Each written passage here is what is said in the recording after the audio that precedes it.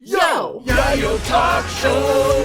Dreamin'! Don't give it up, Molly. Dreamin'! Don't give it up, Marco. Dreamin'! Don't give it up, Katie.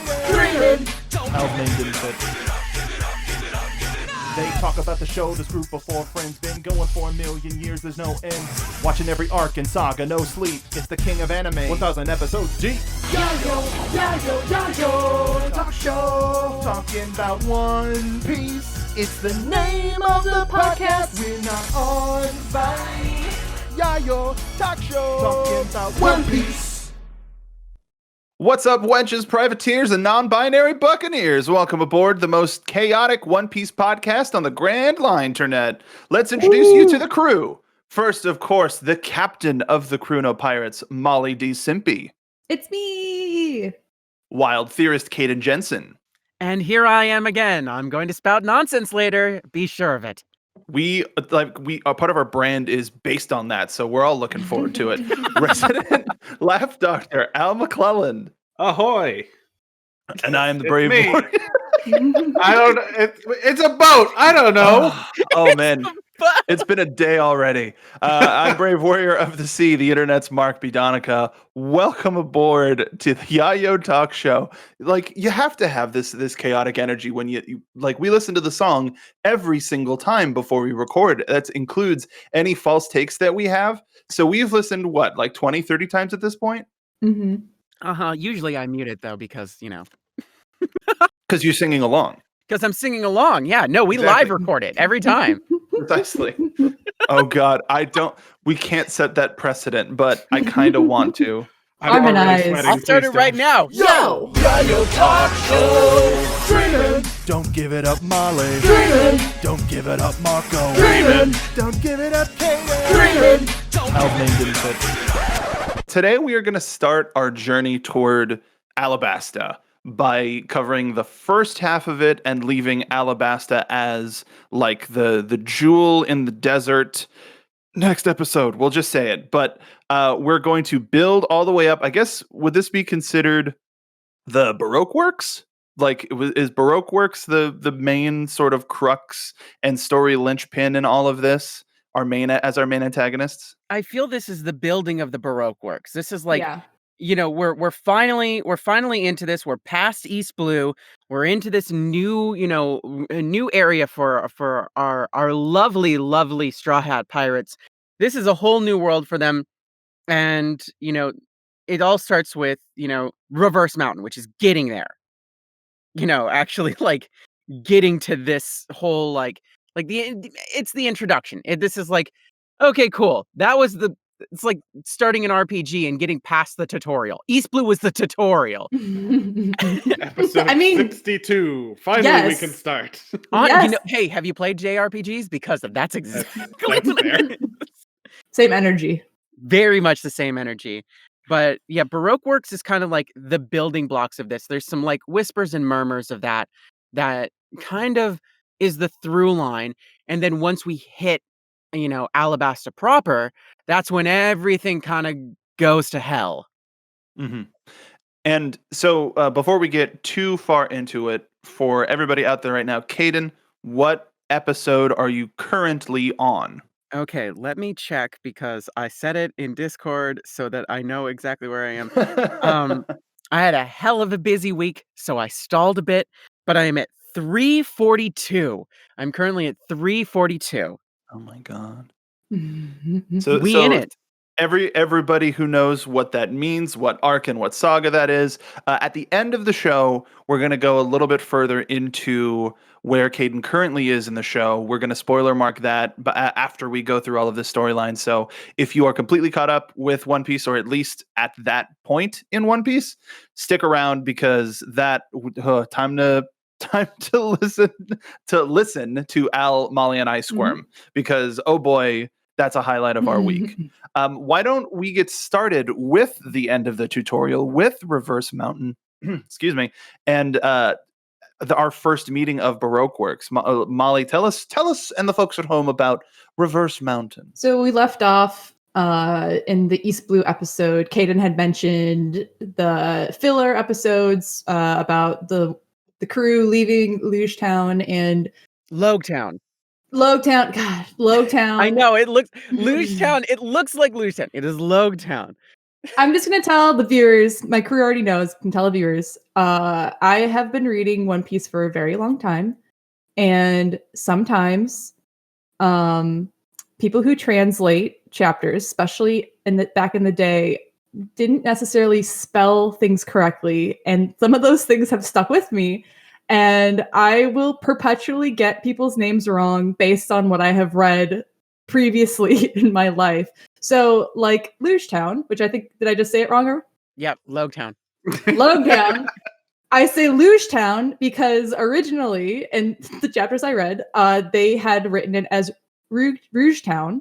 So now I am just messed up, and I'm just gonna keep saying it wrong, and you guys are gonna keep correcting me because it Just doesn't like the stick. translators, we're all trying our best. I'm very much like Luffy. I guess I have face blindness and You mean name blindness. Based Don't on do the original this. translations, Loopy. Roofy. Yeah, Roofy. Yeah. Roofy. That's I'm legit. gonna keep. That's gonna get us censored. I'm gonna keep getting everything wrong. And I'm very, very sorry. And you are correct. You will always be correct. But I have Luffy. Caden has the brain cell. I don't know what you want from me. I'm choosing to use it in this instance. We'll see if I keep using it later. So the crew leaves. There are maybe 10 episodes filler of them going on a quick adventure, learning about real life dragons, blah blah blah, and they are ready to enter the Grand Line in an area called Reverse Mountain. And in the anime, we were just discussing this. In the anime, somebody from the filler happens to jump on the ship as they are about to enter Reverse Mountain, and Nami just casually kills this guy, just knocks him off into the water, and we never hear from this guy ever again. Eat shit. Wildly, this doesn't happen in the manga, because they just directly go to the Grand Line entrance, wouldn't you know it? And Just knock right on the door. we take this sweet moment as we finish the tutorial where everyone on the crew kind of reiterates their dreams with their feet on a barrel, because that's just what you do. And yeah, they go through the Reverse Mountain and they come down the mountain and they go head first into a giant whale, whose name happens to be Laboon. And I love Laboon. Laboon Do is you? such a good boy. Is Laboon a blue whale or a whale that is blue? Whale. Is Laboon a whale, a blue whale, or a whale that is blue? You know Good what? answer. I gotta say, it's probably, I don't know. It looks kind of like, I mean, generic cartoon whale. Let's be honest. It's a generic cartoon whale, but probably like based on size, maybe it's a sperm whale. Mm-hmm. If we ever get to see its pod, we could probably answer the question. Fair. We'll see. Yeah. What? Why is it? No, I'm just. We need to study these things. It's We a need to study podcast. these scratchy whales. Yeah, the whales that have The scars are eczema. genetic. The scars are not genetic. So I'm so sorry. Al. what is why? What did I do now? I apologize. Captain. What I'm did I do upset. now? No, you're fine. I didn't contribute, so I felt like I had to yell at you at once. I mean, it's fair. I forgot. I went back and rewatched some of this, and I forgot how much I absolutely loved what the anime did with Crocus. Mhm. Because the timing, like there's certain you come down with a certain reading timing with reading the manga, but the extra time that they spent adding the drama to every single shot just before he's like, "What'd you say?" or like whatever. It's one of the funniest scenes. It continued to prove why One Piece was, even though it's action and huge fights and spectacle, it's a comedy show first and foremost. Right. But I mean, as It's a comedy show? I thought it was a drama. well, You can't say that now. it's all about the music, right? Depending on what the music's playing. Depending on what the music says. The tone is dictated by the music. But we all know, obviously, because we watched the show, read whatever. They run into Laboon, who's this giant whale, and naturally, the first thing one does, because the crew hit the whale. I want to be clear: the crew hit the whale, and The whale was parked. yeah, the whale was sparked. Jeez. They hit it, but they knocked off the Merry figurehead, and that pissed Luffy off. And Luffy naturally is just like, I'm gonna fight it. So punch to the eye, Yo, I'm gonna fight this whale. yo, and they get swallowed. They get swallowed up, much like Pinocchio. And then we meet Crocus. Who is this? I don't know what you'd want to call him. He's an old dude, very eccentric looking. He gives me big Master Roshi vibes. Yeah, I was about to say it's big Roshi vibes. If he wasn't a pervert, this is the Roshi vibes. A turkey-headed man. Mhm. He's got Or- a gray beard. He's just such an interesting fellow. It's so weird that Oda went so hard on this guy's design. I mean, is it really though? Like the one he tries to make iconic characters even if they're in the show for 5 minutes. Like I know that we recently went back and recovered the East Blue, but I will always remember the character design of the Marine that betrayed Nami. I will always remember that design because even though that person's in the show for X amount of chapters, 2-3 episodes, it was just that iconic look that it was exactly what it needed to be at that moment, and it will stick out in my mind forever. It's the point I want to make. I can't make yet, but it's just in terms of where Caden is currently in the story. It's just his design is just, and I don't know, maybe it's because like in the beginning Oda just went so hard on making everybody so memorable, but You think Oda like at this point knew exactly how long this was gonna be? It was like he knew where this was going, but I don't think it's like he's probably started like at this point being just like, oh, I'm having fun with this. Maybe I'll add some more, and he just keeps having more and more fun. It's like I'll get to the end eventually. Don't worry You about have it. no idea, Caden. I have a vague idea because I still have like 700 episodes to go. you are 100% correct, but you don't know to what context yet. Like I learned something. Interesting. You're probably maybe 200 episodes away from this, but there was something that was huge that introduced a lot of people that was a whim. Like, oh, why don't I create a whole bunch of characters for this reason? And all of a sudden he did, and he created X amount of really unique characters that end up still playing a part in the show to this day that he just did on a whim. He's insane. Mhm. Respectfully. Does he have a bag of like prompts that he just shakes up and picks some out? It's just like here, random fruit, random animal, random personality, random hairstyle, and random aesthetic. It's like it's Caden? a marine with a chicken hat that uses a spear that turns into a bouquet of flowers and is married to 7 fish. Not How fish did she men, guess tulip? 7 She fish. guessed tulip. It's insane. Like with the only information that she had, she already guessed tulip. This is insane. You did miss the most crucial part of the character process, though. What's that? Unique laugh. Oh, yeah? Cha-cha-cha-cha-cha-cha. There we go. There's a laugh. Yeah, There. And they nailed just it. jazz hands the whole time. Yeah, every time. Cha cha cha cha. Cha-cha-cha-cha-cha. This could be a real character. we're Dude, not it sure literally anymore. could be. Sorry for distracting you, Molly. Please go back. My brain's going to the roster now. She predicted the head of the military. I can't believe it. The head of the military is a chicken man. That sounds about right. Oh, close. I'm just gonna slide that shade across the table so everybody can enjoy it. All right. We're gonna get back on track. So they get swallowed. They meet Crocus. Crocus is showing them the exit, and we meet 2 people who are, spoiler alert, going to be very important this arc. But we meet Mr. Nine and Miss Wednesday, who their motivation is that they want to eat Laboon. And I guess they've just been causing trouble for Crocus for a while. The bombs and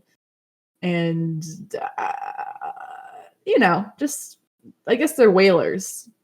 They wanted to take Laboon to Whiskey Peak to feed the island.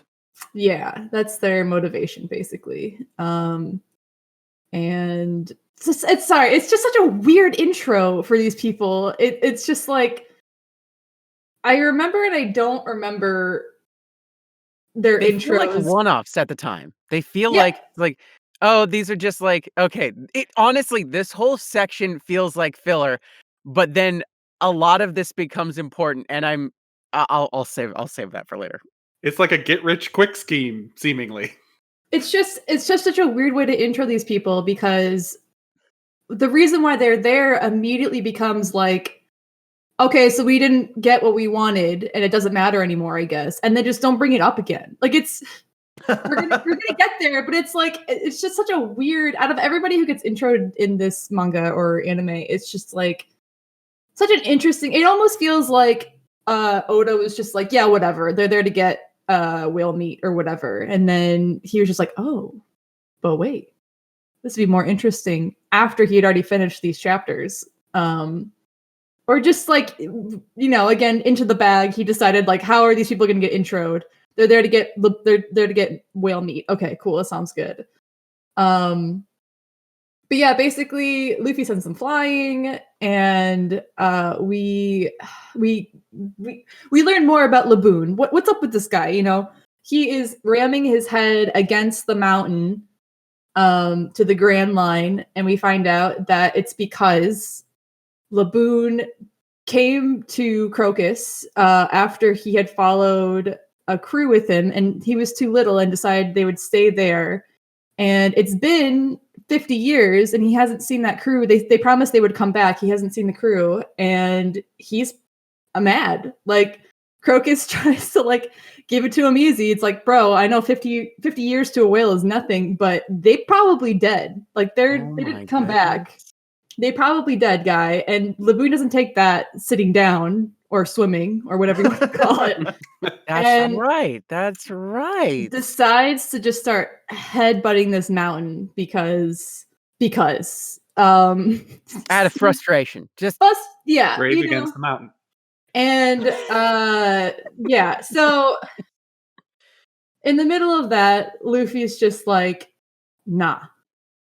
And so he starts fighting Laboon, and they're trading blows, and then Luffy just decides, hey, we're rivals now. All right? You can't go and kill yourself.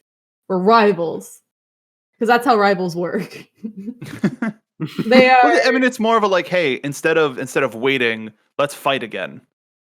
Yeah, now you're waiting for me. A true bro moment where it's just Luffy like making friends with everybody. We've tied, and we can't just die without settling this later. So he kind of gives Laboon new purpose and somebody new to wait for, and to help reiterate that Laboon's new enemy is Luffy, not the mountain. He paints the Straw Hat Jolly Roger on Laboon's nose, snoot, face, five head.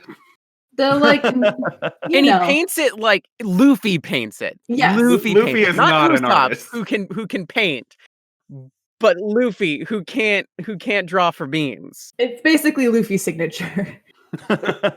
I can't write, but I can. It's like Mugen from Samurai Champloo. I don't know how to write, but I can do this. As that gets resolved, Nami is just like, okay, cool. We fixed the ship. The ship's all fixed up. I think the rudder had broken, and then the figurehead had broken. Some stuff broke. Mary's not looking too good. This is the beginning of the Mary not looking great. Mary is a small caravel type ship, and it's not like a warship by any means. It's definitely a boat. It's got one cannon, and a forward cannon at that. Yeah, it's like oof. This is the epitome. Going Mary, baby. The translation to going merry is doing my goddamn best, TM. That is what that boat means. Does everybody here have Sea of Thieves? Because I feel like we should get on like one of the small ships and just try to be like Mary. I do Take have on the Sea of Thieves. biggest boats we can find. I'll play the accordion for you guys. Oh, You're gonna be the musician, but you're the captain. You can't be the musician and the captain. Okay. I mean, she could. All right. If we have a small enough ship, then yeah. Wait, no. Technically, no. I'm wrong. You Mhm. can. By One Piece lore, technically, yes, you can. Yeah. Learned that one recently. In a crew of 4, sometimes you gotta double up on jobs. Oh, straight up. Yep. Multi-classing. Yeah. Dual wielding. I'm navigating and driving at the same time. Oh I got my one God. eye on the ocean and the other eye on the map. They fix up the going merry. Nami is ready to go. She notices her compass isn't working, and natural to One Piece because often the crew is like us. We are being explained things. When the crew learns something new, we also learn something new. So what would normally kill somebody for not knowing this information, Crocus tells Nami that you can't just navigate the Grand Line with the compass because something to do with the magnetic fields, but you need a log post. And it is a kind of bauble that has just the pointer part of a compass. And what it does is that it locks on to different islands' magnetic fields. So once you have your log post set, it will then direct you to the next island it is getting its magnetic fields to. And that is how you traverse the Grand Line. You go island to island, depending on what your log post is pointing towards. So it doesn't point north, it just points island. Yeah. What direction are we going? Island. Island. We go next island. The next adventure. And the log pose needs to reset. Yes. So you need to be on a place long enough for the log post to sync up with that island's magnetic pull so that it resets and points in a different direction. Mm-hmm. It's an interesting concept. I do believe It in keeps us this moving, but it keeps us in places where it's just like, hey, there's some plot relevant stuff here. And you're guaranteed to see new places. Right. It's a MacGuffin in the best a MacGuffin affectionate is what it is. And I think this is the moment where we are aware that Goldie Roger has put his entire quote unquote fortune in One Piece. And that is basically the goal of, not the show, but the goal of Luffy's crew, at least, is to get to the last island on the route they're about to start. And I think we have now learned that the island is called Laugh Tale. Yeah. So we are a Raftel in Japanese, and we are. That is the end goal, basically. So, no, yeah, sorry. It's sorry. I forgot that they have a log post, and then I think somebody breaks it, or like Luffy breaks it, and then they get another one from Crocus. That was like, I don't know what the purpose of that was. Like, if that was just like shock factor or what. So it's a lesson learned. Don't let Luffy hold anything important. Yeah, and also Give him the rubber log pose for children. Give him the unplugged second controller. yeah, but I guess I'm like, winning. I guess just the severity of like this is your only tool to figure out where you're going. So please don't be gentle. don't break. Also, for whatever reason, it's made of glass. I mean, I guess they wouldn't have plexiglass in this world, but like maybe something a little bit more durable than glass might be something so important might be make it a little bit more durable. So yeah, they're on their way. They have the next island is locked and loaded, and just before we kind of leave this area, Mr. Nine and Miss Wednesday, we see them again, and they have, I guess, failed in their task to get the whale, and these dudes called the Unluckies show up, which is an otter and a vulture, couldn't think of the bird for a second. A vulture. And they try to kill them basically. Trying to think if that is that it?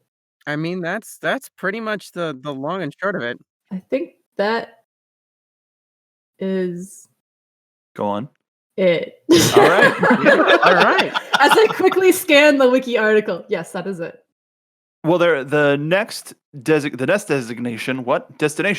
is Whiskey Peak, which Yeah. was alluded to by Mr. Nine and Miss Wednesday. And this is like a big action set piece where we've got Zoro who ends up finding a whole bunch of bounty hunters, and that leads to him getting his first bounty. And I think it's one of the last times we distinctly hear about bounty hunters, because Zoro has been pirate hunter Zoro for a minute, and yet we don't see people like since Johnny and Yusaku and this of like people who are just in it to get bounties. But I digress. This is where we see a bigger flex of Baroque works. And for some reason, Mr. Nine and Miss Wednesday are just like, "Hey, yo, thanks," and then they leave. Should I go through every little beat, or should I hit like the main crux of what this gets us? Because this wasn't very long either. Go for it. Yeah, feel free to just do whatever. I probably shouldn't have just made such a big meal out of the reverse mountain arc, but you know. No, it's you early. said something that like hit my brain in just the right way, though. So Yeah, I bet it did. Moving on to Whiskey Peak.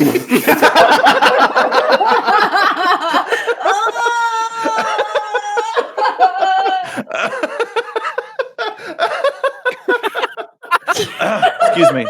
So Mr. Nine and Miss Wednesday thank the crew. And we meet some more of Baroque works here. We meet the actual organization. We hear the name is dropped, and we meet Mr. Five, who's Mr. Explodey Boogs, and Miss Valentine.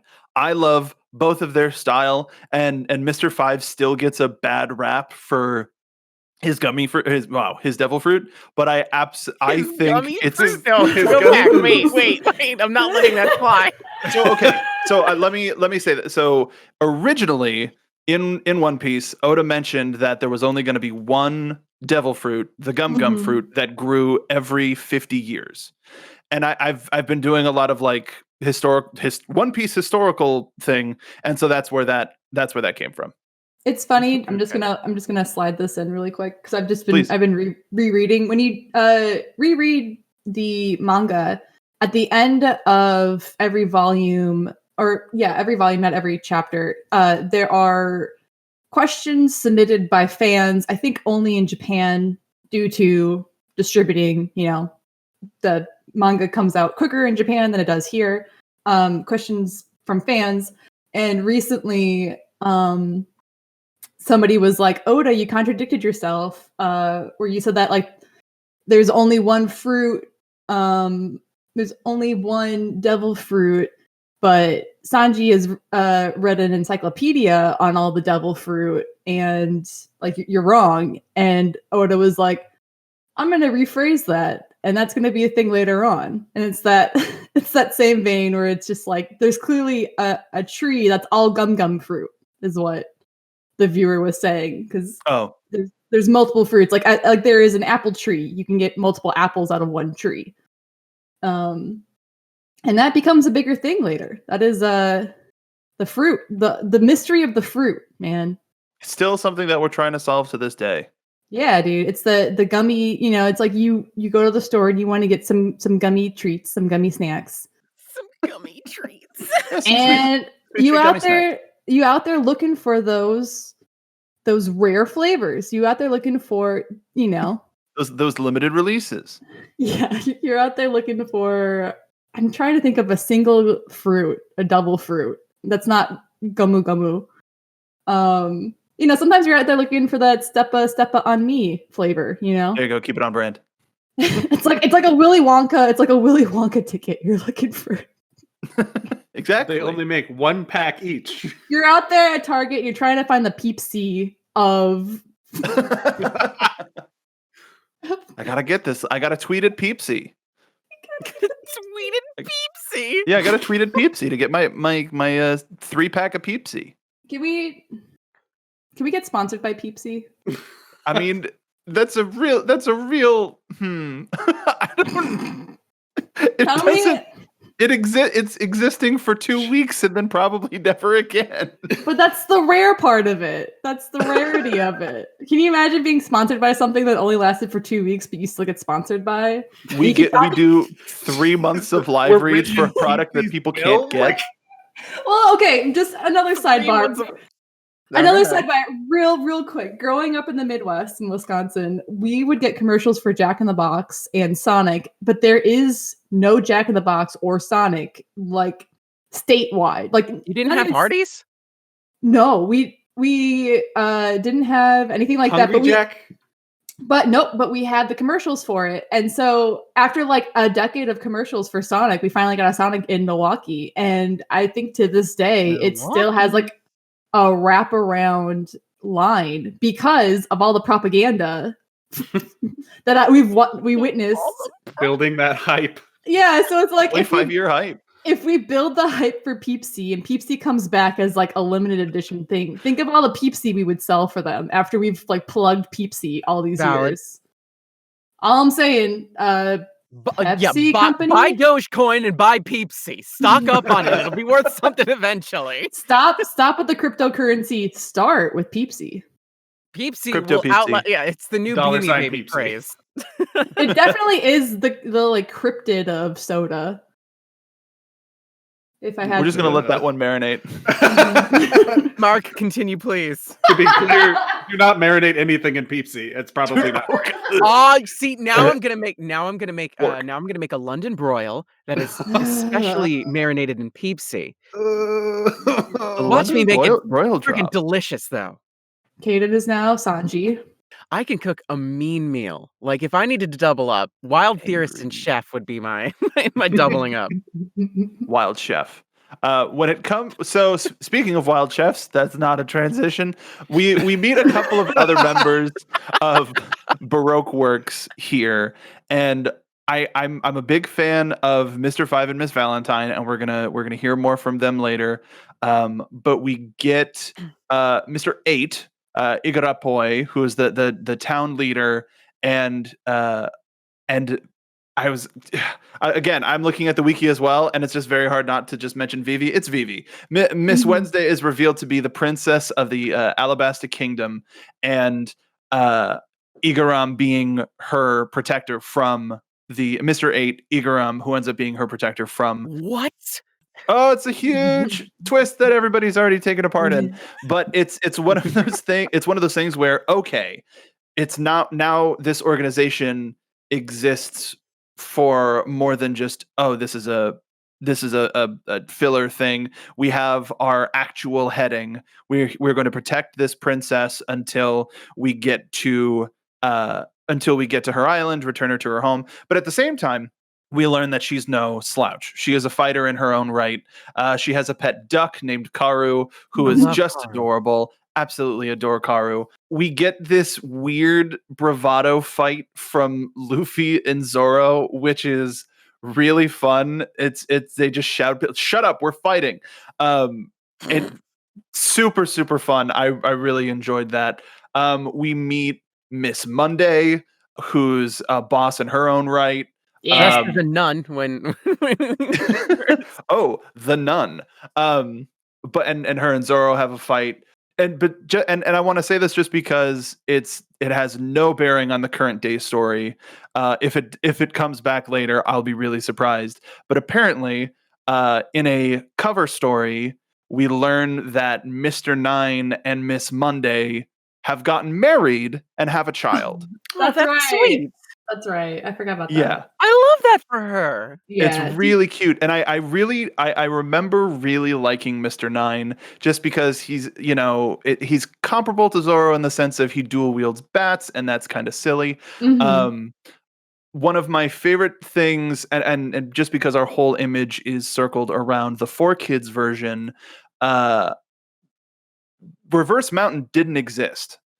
in the 4 Kids version Yeah. Okay. because of the whaling connotations and because of Laboon, like, and the violence. Like, so Whiskey Peak. but threatening to bludgeon a child to death with a Yeah. hammer. Fine. I was just gonna say that. I love that they were just like their liberties they're willing to completely draw over cells, but they're just like, we'll just cut this entire thing. What are we gonna do? Draw over the whale? We can't draw over the whale. That's ridiculous. Skip the art. Hashtag punch kids, not whales. Punch kids, not whales. I want that on a shirt. That's our first We can shirt make right that. there. Our Punch first kids, shirt is not punch whales. kids, not whales. God damn. Four kids punch whales. Wait, no. Punch whales for kids. Punch whales. Oh my god. Oh, Craig. So going along with the 4 Kids edits, they changed Whiskey Peak to Misty Peak because That's fair. booze doesn't exist. That's fair. And apparently, Miss Monday's nun disguise was just changed to a plain black cloak, and her voice was changed from high-pitched and feminine to deep and masculine. Wow, thank you, 4 Kids, for the blatant transphobia, you Healthy. bitches. Yeah. Sorry. No. Like, No, you're right. You're right. yeah. You should say it. Bitch. We've picked up Vivi. Igaram, at this point, as we know, is dead. And the main thing coming off of this island was we meet Miss All Sunday. Uh-oh. Dun dun. And this is where, Molly, you mentioned it earlier, but she provides an eternal pose, which is a permanently locked on log pose, to a really nice island close to Alabasta, just, to shake stuff up. And Luffy destroys it, going, "No, we don't need your help." And everybody else is like, "Why are you the way that you are?" And so they leave for Little Garden. But we get Miss All Sunday. We get Crocodile as a name drop, but we still haven't seen or heard from him. Miss All Sunday. We have our next heading. And so go, please, let's dwell on Miss All Sunday. Well, also that, but before we let Caden just take that over, I did for like this like interest. It's like a one night arc too. It's so weird. Like they go to the island. Everybody's like, "We love pirates. Come party with us." They all party. Zoro is the only one who's just like something sus. This is sus, and like deals with all these people. Luffy wakes up to go pee, I think, and then he's just like, "Why would you destroy our party friends? Like, why would you do this?" I do love that. Like when that whole thing gets turned around where it's just like we find out about Vivi, we find out about Ingram, that Mr. Nine and Miss Monday are just like part of this evil organization, and they're just like, we don't know what's going on, but god damn if we're not bros, so we're gonna fight for you guys against the organization. And I love that. I feel like for characters we don't really ever kind of see ever again aside from the chapter, it's just like that was some real good bro energy. And it's just like, what I do love their designs too, like specifically these two in the Baroque evil organization. I like these guys. All of Baroque works just has like some really solid designs. I think this is where first and foremost, this is where things start getting like, okay, like before this there's some funky designs and some cool stuff and everything like that. But Baroque works kind of like starts things off being just like, yeah, okay, we're gonna go and we're gonna do some really different things that are gonna be really weird and really wild, and that's like the beginning of it. Yes. Thanks, Captain. Yes. No, straight up. I really like that we just have random worldly designs from our world that just sort of seep into here, like Miss Valentine being essentially a go-go girl. I wish, like, we only sort of get glimpses of what Baroque Works is up to these days, and not even necessarily as an organization, but as people. And it's always just like, I wonder how they're doing. As that's what this like return to the show has been. It's been a thing of like, I wonder how they're doing. It's nice too, because Oda does feed us, like in these chapter covers, he does feed us very well on like, oh yeah, remember these people from the second arc? Miss All Sunday. Yeah. Oh, and he just continues to give, doesn't he? Caden, Oh for you? yeah, definitely. That most assuredly happens. Oh man. Caden, do you have anything yeah. to say about Miss All Sunday? Yeah. It's all Sunday. A thought. Spoilers. We learn. How dare you? Spoilers. Even though we've already talked about this in previous episodes, but spoilers anyway. Miss All Sunday turns out to be the one, the only Nico Robin, who has some mysterious backstory that we're going to get to much later. Oh, wait. To But clarify, I meant thought as an idea. good. Not the other Okay. one. I was about to. That's what I was like, how dare you? Wow. Could you Really, spare a Al? thought? Is Be what gone. I thought. No, I heard that Be as gone. like THOT, bro. Yeah, That's why we I laughed. to stave off any sort of fire. I meant the idea. Nah. Continue. I'm sorry. No. Put it this way: the only thought here is me having thoughts over Nico Robin. Point Mm. standing. Nico Robin ends up becoming something of a reoccurring character, and the how and why of it becomes more prevalent as we go through the Alabasta arc proper. But there are seeds of things planted even in her first appearance that is so subtle, and it all comes back because she's legitimately actually trying to help. But she's also like prying some information out of the Straw Hat Pirates and learning more about them, which gets her interested in them in that, like, it's such a quick moment. But going back to it, like looking back at it, it's like, no, she kind of had an inkling that something more was happening with these people, and she was right. And it all comes to fruition when we get to the end of Alabasta much later on. Plus, she's got major yeehaw energy, and I love her so much. If you listeners can't tell, Robin is Caden's favorite character. I love Nico Robin. I love Nico Robin. Robbie. I love her so much. Characters named Robin and cowboy hats.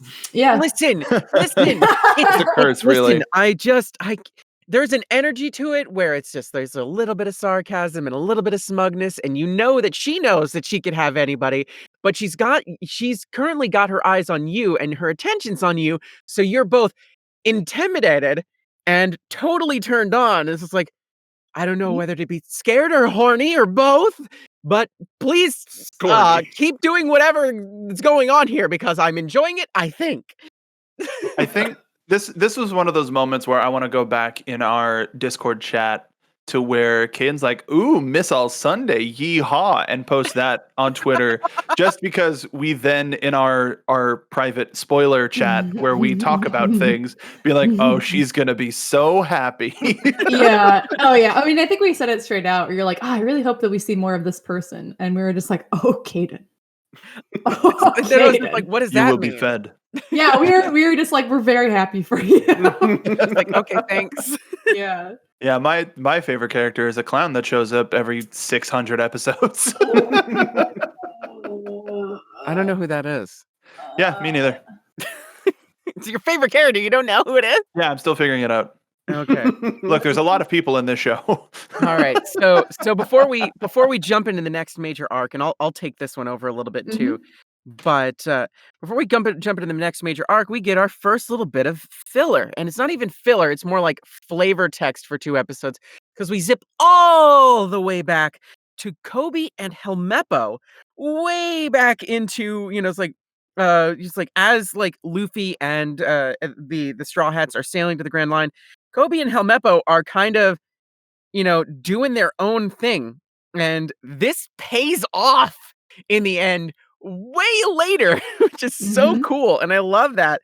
But and I mean, I keep bringing it up like I'm being sponsored to, but as we just reiterated, there are once again, no, but that they're chapter covers. We have these little moments. These 2 episodes, which are filler, are technically chapter covers that we get reading the manga, just as checking out on Kobe, and they put it in the anime.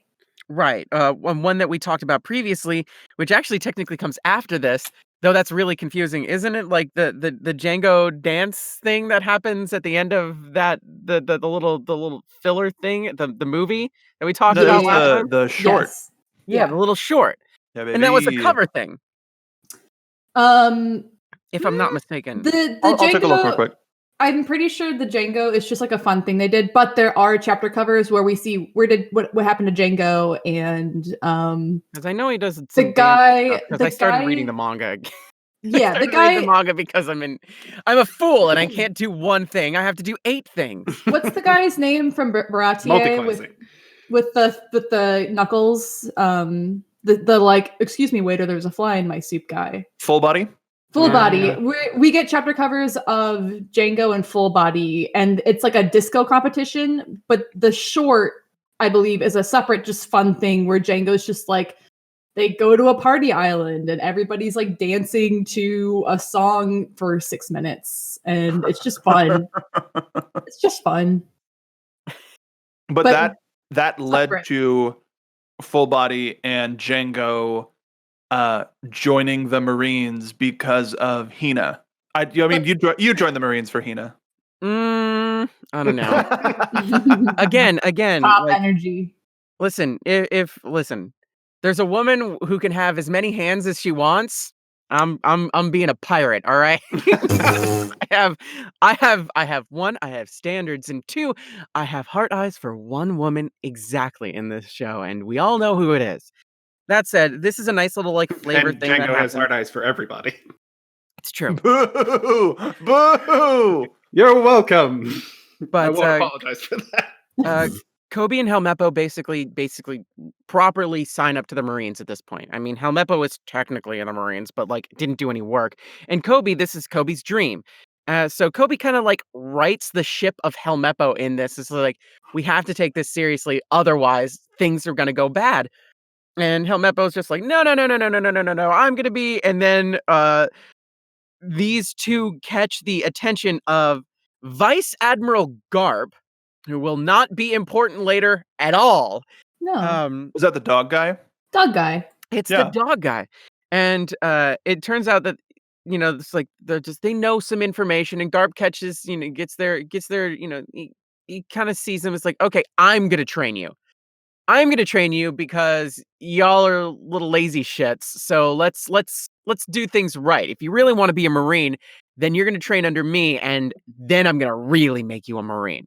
Which I wonder what happens to them later. But that's pretty much it for that little section. Nothing major happens besides those 3 characters that I know of. It's like a check. We're just checking in on Kobe. Yeah, it's like calling him up on the snail phone and being like, "Hey, how you doing?" Lots like, of work. It sucks. I'm tired. doing the thing I said I'd do. All right. Right. Good chat. Yeah, there's so much One Piece that it gets to a point where it's just people having conversations on the phone. Honestly, kinda. There's just- definitely times where it's just like, let's have a conversation on the phone. Let's We have 2 gotta- episodes of talking. The Which is moment fine, someone because we reads an need it. article in a newspaper.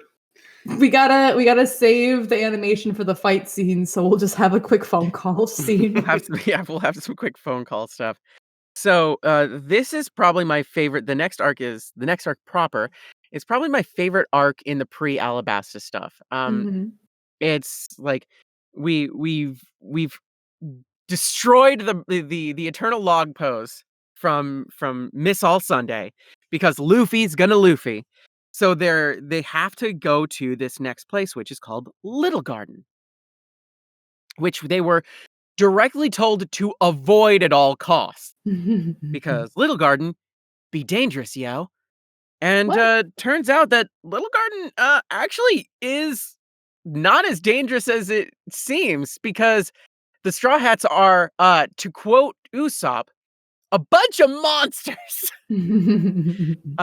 They are running low on provisions. They need food. They need to stock up on water. They need to, figure out where they are, and they need to stay for a little bit because they need to reset their log pose, which is the only real big danger part here. Is they're gonna have to stay on this island for a while. Little Garden is ironic in its name because everything is huge. Dinosaurs are real. The trees are the biggest. And there's some giants on the island. Whittle Garden. These 2 giants named Dory and Brogy are quite possibly the most fun characters Mhm. we've reached at this point. They are full of this is where the laugh trope really comes in. Oh, dude, I was about to say that. I was like, this was the first time where I really remember, like, okay, they're just gonna go ham with these laughs. Right. They're gonna go absolutely wild with these laughs. Do you remember the laughs? Yeah, yeah, yeah, yeah, yeah, yeah, yeah, yeah. And Seriously, like, what? If people actually laugh like that, I want to meet them so I don't have to meet them ever again. Imagine being in a small space with that and you just feel the vibrations through your whole body. they're just okay. So there's Dory who has a sword, and then there's Brogy who has an axe, and they have been fighting for like 50 years. Yeah. Again, that number keeps popping up, and I'll come back to it later because my Mhm. brain has started thinking. Stop. Don't stop doing that. Don't. But really, nothing of major plot importance to their end goal happens here, but we do get a showdown between. We actually get a little bit of a fight between Dory and Brogy. Every time the volcano erupts on the island, they fight, and the crew gets split up. So Nami and Usopp are hanging out with, I believe it's Brogy, Mhm. and Dory is hanging out with no wait. Dory's hanging out with Usopp and Nami, and Brogy is hanging out with Luffy and gosh, Vivi. Luffy and Vivi, right. So they're just kind of chilling, and they're getting some backstory, and they're getting some history on these two characters, which is essentially that, hey, giants are real. Cool. What up? And that these two, they kind of used to be pirates, but something happened that they can't even remember, and it started them on a fight between the two of them that has been going on for so long. Again, they forgot what it was, and the Mhm. signal of the fight every time is the volcano erupting, and it erupts whenever the hell it wants. So they hear it go off, and then they start fighting, but they're honorable. It's not like they're going to take a cheap pot shot. This is a duel among men, and they are treating each other with respect. They beat the hell out of each other. They go back to their respective corners. They chill out. They have some food. They talk more to everybody. And that's very chill. It's going to be super fine and super fun until Mhm. Mhm. until we get Mr. 5 and Miss Valentine coming back, along with Mr. 3 and Miss Yeah. Golden Week. Miss Golden Week. Miss Golden Week is so OP. I love Miss Golden her. Week is really cool. We'll get to what Miss Golden Week can do in a second, but um, it turns out that these four are here to, again, shockingly, they're gonna try and take down the Straw Hats because Baroque Works is pretty much done with them at this point. It's like, all right, we're sending in some big people. Mr. 3, again, the higher the number, the more important they are. Mr. 3 is, no holds barred, one of the probably the scariest of them at this point. Despite the fact that, Mr. 5 can blow people up. Mhm. Mr. 3 has a much more terrifying, devil fruit, and that devil fruit is wax, which Mhm. was so brilliantly done. Mhm. Um, what is it? The wax fruit, or the Dodo Dodo no Mi, which is he's a candle man. Candle man. I'm a I'm a candle candle man. man. I'm a candle man. Um, And what ends up happening is, I believe it was Brogy and some of the Straw Hat Pirates, which is Luffy, Nami, and Vivi at this point, get captured by Mr. 3 in a giant wax cake that mhm. is constantly spinning on the top and just showering them with wax. And they are slowly being encased in wax, much like the movie House of Wax. Mhm. And that's terrifying. Like, that's Yeah. scary as hell. Like, that was like, oh, that's a nightmare. But this is where things kind of come to a head, and the Straw Hats are like, Luffy shows up and Usopp shows up, and everything kind of turns into this major fight because I believe, let's see, it was blah blah blah blah blah. I'm doing Mhm. the laugh now. Dory was like tricked into drinking something that was poisoned, and it was turned into an explosive in his stomach, which turned the honorable duel dishonorable. Mhm.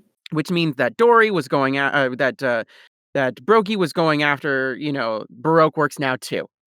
And it all turns up bad because, you know, also now being encased in wax, and it's all a kind of a crapshoot in the end. So it's up to Luffy once again, and eventually Sanji, who shows up, who's just been kind of putzing around, not really doing much, just kind of exploring the island and lost, which is usually Zoro's shtick. Mhm. Um, mm, the Sanji ends up finding like having a conversation with Crocodile Mhm. for the which introduces Crocodile at the end of this, Mr. Zero. Mr. Zero himself. But it turns out into an all-out brawl, and Miss Valentine has a proper fight here, which Miss Valentine's got a pretty cool power, which Miss Valentine can increase her weight without increasing her body size. So she's got the ability, the kilo fruit, which is just make heavy. Mhm. It's like deciding how heavy she wants to be and then just stomping on your face, which is cool as hell. It's a really That's cool a power. thing where like Oda was okay. We have these people with these cool things. How can I have the coolest idea for a power without having to add like extra VFX or anything? All right, she can change her mass at will. How about that? I love it. I love it. So then we have Kaden. what's It's up? like it's the reverse foil of the Steppa on me fruit. Yeah, please don't step on me. Kaden, you've glossed over my favorite part of this fight, Oh, go for it. which is well, first off, Zoro's just like, well, we don't know where I was Luffy I was is. I was gonna get to the point No, where go they're for it. Go almost for covered it. in wax. No, go for it. That's my favorite Okay. part, though. So before I talk about Miss Golden Week, because Miss Golden Week has some really fun stuff with Luffy, quickly after this. But these four are just kind of taunting Zoro and Nami and Vivi at this point. And Zoro's got a big giant great, he's big braining. He's big braining for a minute. And he's just like, I've got a plan.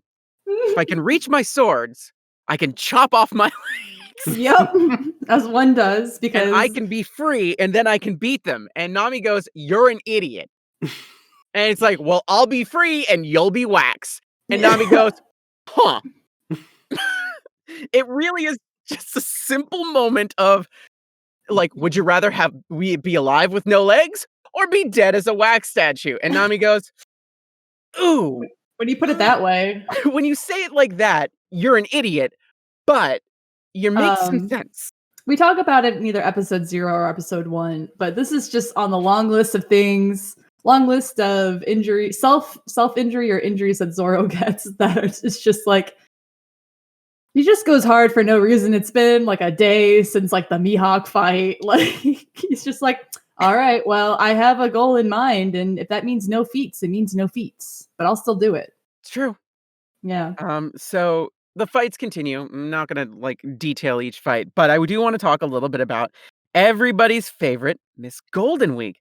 Miss Golden Week doesn't have a devil fruit power, which is unique in this foursome because everybody else does, but not her. Her power is this thing called a color trap, which if she paints something on you, then you have that emotion. And it's like a certain color and a certain symbol. And each color trap has a certain thing. There's like, what was it? Laughter yellow, which makes it so you can't possibly stop laughing. There's sadness blue, makes you sad, obviously. Tranquil green, which makes you just chill. You don't want to do anything. You're just like, this Mhm. is really nice. Um, and there's a couple others that I know like happen. And like betrayal black, which is just like, I'm not gonna do anything that you want me to do. I'm the opposite. It's the opposite of what is Mhm. going on. But it's a fantastic little fight. And it's such a unique ability that I really wish we could see more of. I was kind of like, more of her, please. More of this cool energy. I don't know if we ever see her again. Would be cool. Don't know that. Do want to say that Cher Millet is the voice of Miss Golden Week. Love love the voice of Miss Golden Week. Just so like, I don't know, melancholy is probably the Yeah. way to describe it. And I just dig how this group of 4 people work in Baroque works because they don't. Yeah. They they seem like they hate each other more than any other group of people within Baroque works. They're just like, yeah, none of us actually like each other, It's a living. It's a living. honestly. It's funny too because the first time we see Mr. 3 and Miss Golden Week, they're chilling at a pool. Yeah, they're just hanging. Yeah, they hanging. They be hanging. But she doesn't wanna go. She's just like, "I don't wanna do this." And he's just like, "No, this is part of the job." And she's like which I guess works with her name because Golden Week is the week of no work. So, Mhm. she's just very chill. She's just like, "I don't really wanna."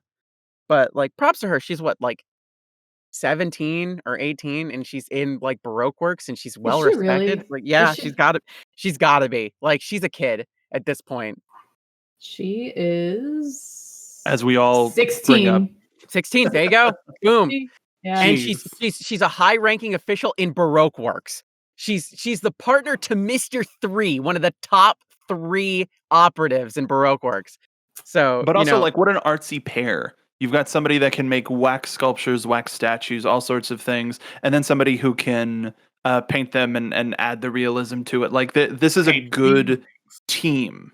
yeah, the thing is like the way to do it is like you make Miss Golden Week paints them with like it's like I'm gonna make you just kind of like lethargic and not really wanting to do anything. And then Mr. 3 comes up and it's like wax. And that's it. You're done. You lose. It's a great duo and it's almost an unstoppable duo, but they get stopped because, they're not the main characters and the Straw Hats absolutely are. Not before Zorro poses. Not before Zorro poses, like, well, we're gonna die. So Zorro poses and literally says, well, you guys are stupid because, like, if we're gonna die, I'm gonna die looking cool and you're gonna die looking scared. He It's just hilarious. he goes from almost chopping his feet off to Luffy showing up and him being like, "Well, we'll let Luffy take care of it. So while we wait, I'm just gonna pose just in case." Which is awesome. Mhm. By the end of this, Usopp has made, great friends with the giants of Elbaf, which is where they come from.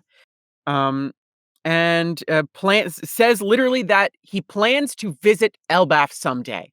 I don't know if we ever get there. I don't know if that's happened yet, but he does make a point to say this is like these two have inspired him.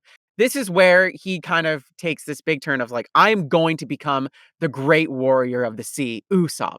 This is where Mhm. that mentality changes to a degree. This is the start of it. This is growth, This is the whole thing. Well, he sets out like his whole goal is to be a brave warrior at sea, but now he finally has like The motivation. he's Like, got mentors, right? He's got somebody kind of like He's got the Shanks. drive. He's got the like Yeah. the spark in his soul that was just like, "Oh, this is a cool thing to be." Now he wants it because he feels like this is what a good person is. This is what the epitome of like being, it's like I don't know, there's the epitome of a brave and true and just person would be is like they were dedicated to this fight and they cut no corners and they gave each other no quarter, but they treated each other with honor, and that's what Usopp liked. That is also the fact that like this whole arc introduces our second non-humans, which we had the fishermen earlier. Giants are their second non-humans, unless you count the talking or the sort of talking duck that follows Vivi around. I don't know if We that counts. we count him. Okay, We count we'll count Karoo, it. are you kidding? Yeah. Karoo counts. Okay. He's valid. There is a brief thing that happens in this that Nami gets bitten by a bug, and they Mhm. just kind of like make no thing of it because this is like, oh well, no, itchy bug bite, whatever, no big deal.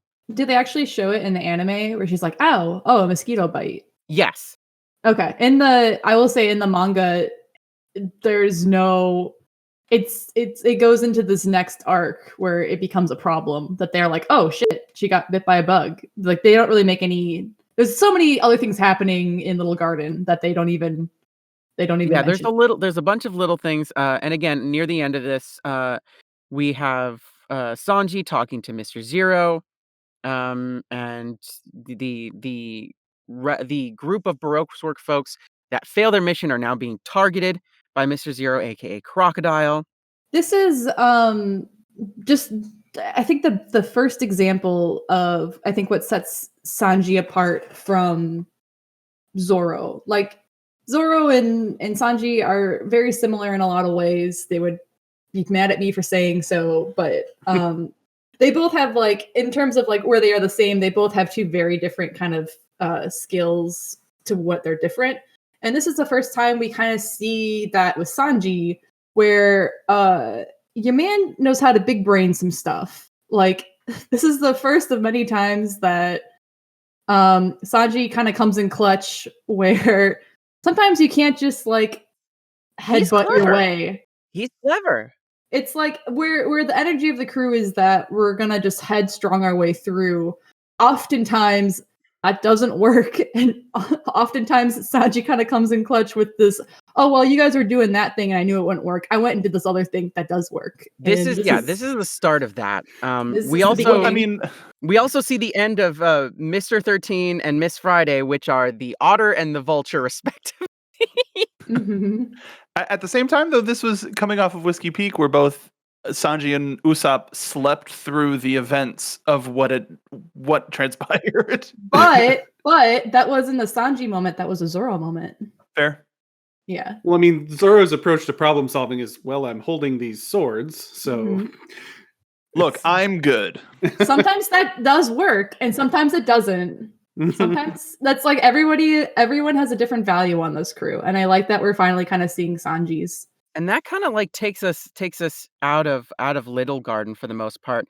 The giants of Elbaf decide to, feel inspired because the Straw Hats have helped them. They use the last remaining strength in their blades to carve through a Sea King that has eaten the Straw Hats. This particular Sea King looks like a giant goldfish and poops giant poops, which we absolutely talked about early on in episode 1. That it's like, hey, Usopp was just like, oh yeah, I'm a big giant liar. There's goldfish and it poops giant poops. And it's like, oh, this is also the start of Usopp's lies turning out to be far more true than Usopp even knows. He's less of a liar and more of a dreamer. Don't give it up. Caden, I wanted to ask, do you know? Do you have any sort of an idea of how 4Kids treated the Little Garden arc? I have no clue. Well, guess what? They skipped it because it was full of so much violence. Like they couldn't. It was like, oh well, we'll just forget that this even happened. Well, then how did they explain what happens in the next arc, Al? They didn't. So, remember that bug bite Nami got? Yeah, it gave her a fever, and they were planning on continuing their journey, but they have to take a detour to a island famous for formerly having a bunch of doctors on it. The island of Drum Island. Got the Drum Rockies, is that what they're called? It's a bunch of mountains on this island that all look like cannons / drums pointing up into the sky. As you do. Yeah, But before they can get there, they run into a group of pirates, and they meet Wapol, who ate. What does Baku Baku mean? He has a Baku. It's just like it's an onomatopoeia for eating. So it's just like Pac-Man. Okay, so Baku Baku no Mi. The Waka Waka no Mi. Yeah, it's the Pac-Man thing. The like baka baka baka Baku baka. Baku Baku Yeah, Baku Baku Baku Baku. it's supposed to be like the eating onomatopoeia. So whatever he eats, he can turn into, or like turn a part of himself into that thing. Like he literally eats weapons, and then okay, now my hand's a sword, or my hand's a cannon, or like it's kind of insane. But One Piece. Mm-hmm. $ Oda coin. Invest today. Invest. Like after a brief fight, Luffy is gonna Luffy, and he punches Wapol into the sea, and they continue on and land on Drum Island, and they're attacked again, but this time by Drum Island's militia, which is led by Dalton, who have we seen a Zoan fruit before this point? Like a Zoan type? I don't Hmm. think so. So this introduces a devil fruit where you eat it and you gain aspects of an animal. And The weirdest one first, too. Yeah. Like, honestly, the weirdest one first. he can turn into a bison, but there's like different phases of bison he can be. And eventually, like they're fighting, but Dalton calls off the attack and sees that they're trying to take care of Nami and is like, oh, well, come on, we can go to Bighorn.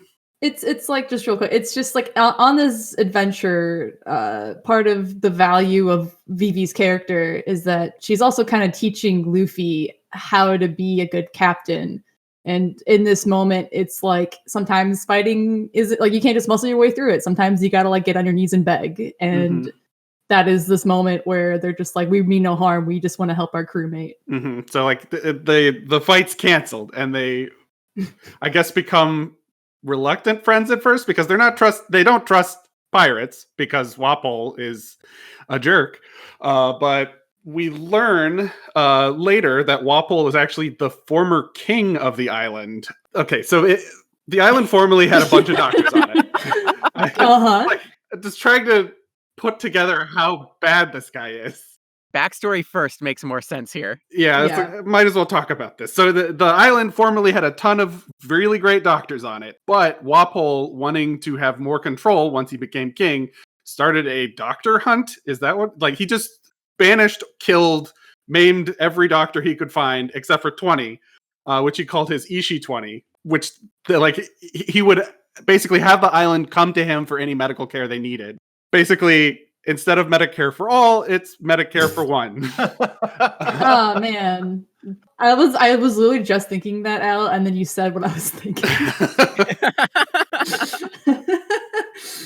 Oh boy. While post now, there's only 20 doctors on this island. A pirate named Blackbeard attacks and scares the bejesus out of Wapol, who takes everybody he has with him and runs. And then eventually becomes a pirate. Doesn't fight back, doesn't defend the kingdom that he was in charge of. And now there's only like a witch, quote unquote, left on the island named Kureha. She's often called a witch by the town because she does all this amazing doctoring. Ha ha ha, waggle eyebrows. And she's always going around the town, not the town, the island, to different towns, making sure her patients are okay. And she lives in a castle, like Wapol's old castle, on the center of the island, which is basically completely empty, except for her and a reindeer with a blue nose that walks on two legs. We find out later, right? That's not right now. we don't meet Chopper until like halfway through. What? Yeah. Chopper? Secret Who? reindeer.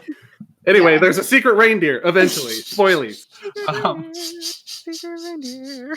So first they have. Everybody knows that we're talking about this stuff, so we can do this stuff out of order, man. I mean, yeah, okay. So let's talk about Chopper. So Chopper. Let's talk about Chopper. We just learned what a Zoan devil fruit is. Chopper is a reindeer that ate a human fruit.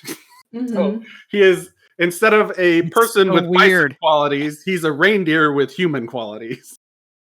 He wears pants. He wears pants and a hat. Thankfully, Donald Duck can learn some lessons here.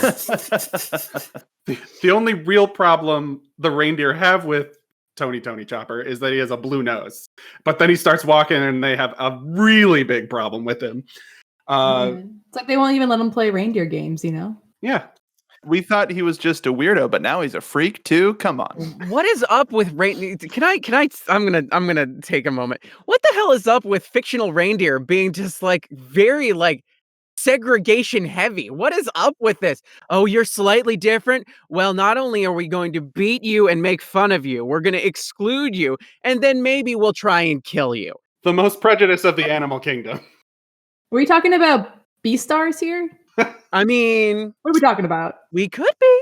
How many other Kaden, you are a pro on anime. How many other anime have reindeer in them that have similar problems that Chopper has? I mean, like, there's the whole, like, I mean, you could talk about BNA, which has the whole, like, any animal person is being, forced into segregation and Oh, sure. into, there's Utopia. there's B stars. I mean, it's not an anime, but we can also take a little bit of, like, there's Zootopia, which deals with those exact same things, where it's just like, we're gonna pull these types of people apart and, oh, look, here's the mythological place where nothing could possibly go wrong, except for it totally goes wrong because somebody wants to manipulate things and so on and so forth. And of course, Santa, that little bitch, and his little racist reindeer, like fucking with Rudolph. There's our one for the episode, by the way. You can serve a purpose. I find you very, very worthwhile. You're useful to me now, and then when you stop being useful to me, you're jerky. Yo, fix my problems. You will help me make money. Bitch. I can make a great album out of this. Let me call my friend Burl Ives.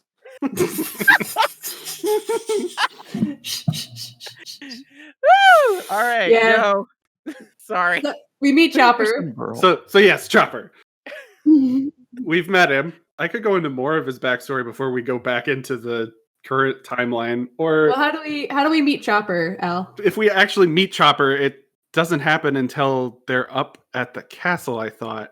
Yeah, how do we get there? So getting to the castle, they're going through these valleys under these giant drum mountains, and there are these creatures that are basically giant polar bear rabbits called lapins, I think.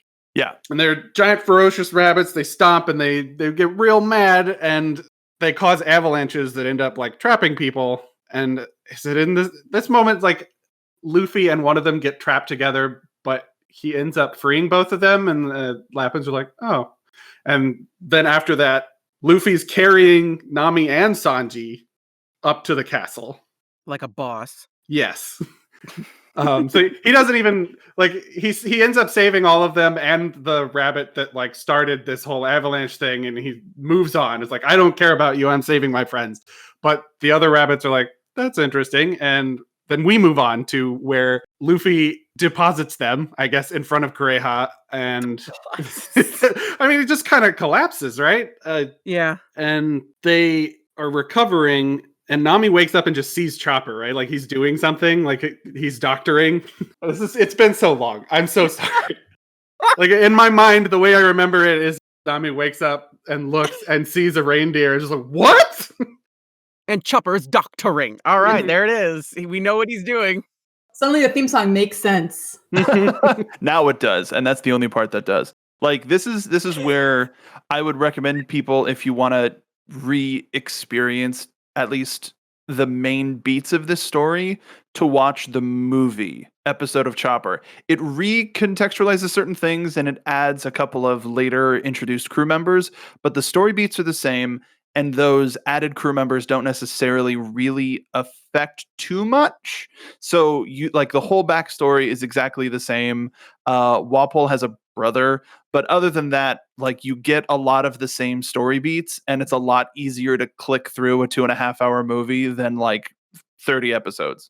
How dare you? What? Dare you? How dare you? I am a One Piece purist. All right. Yeah, well, this is an official release. I just Does it have an episode title? Does it have an intro and an outro? Does it have the credits? Does it only last technically 14 minutes because there's 7 minutes of recap at the beginning? Actually, then it's not official. You can't just bring 2 crew members and then not have them.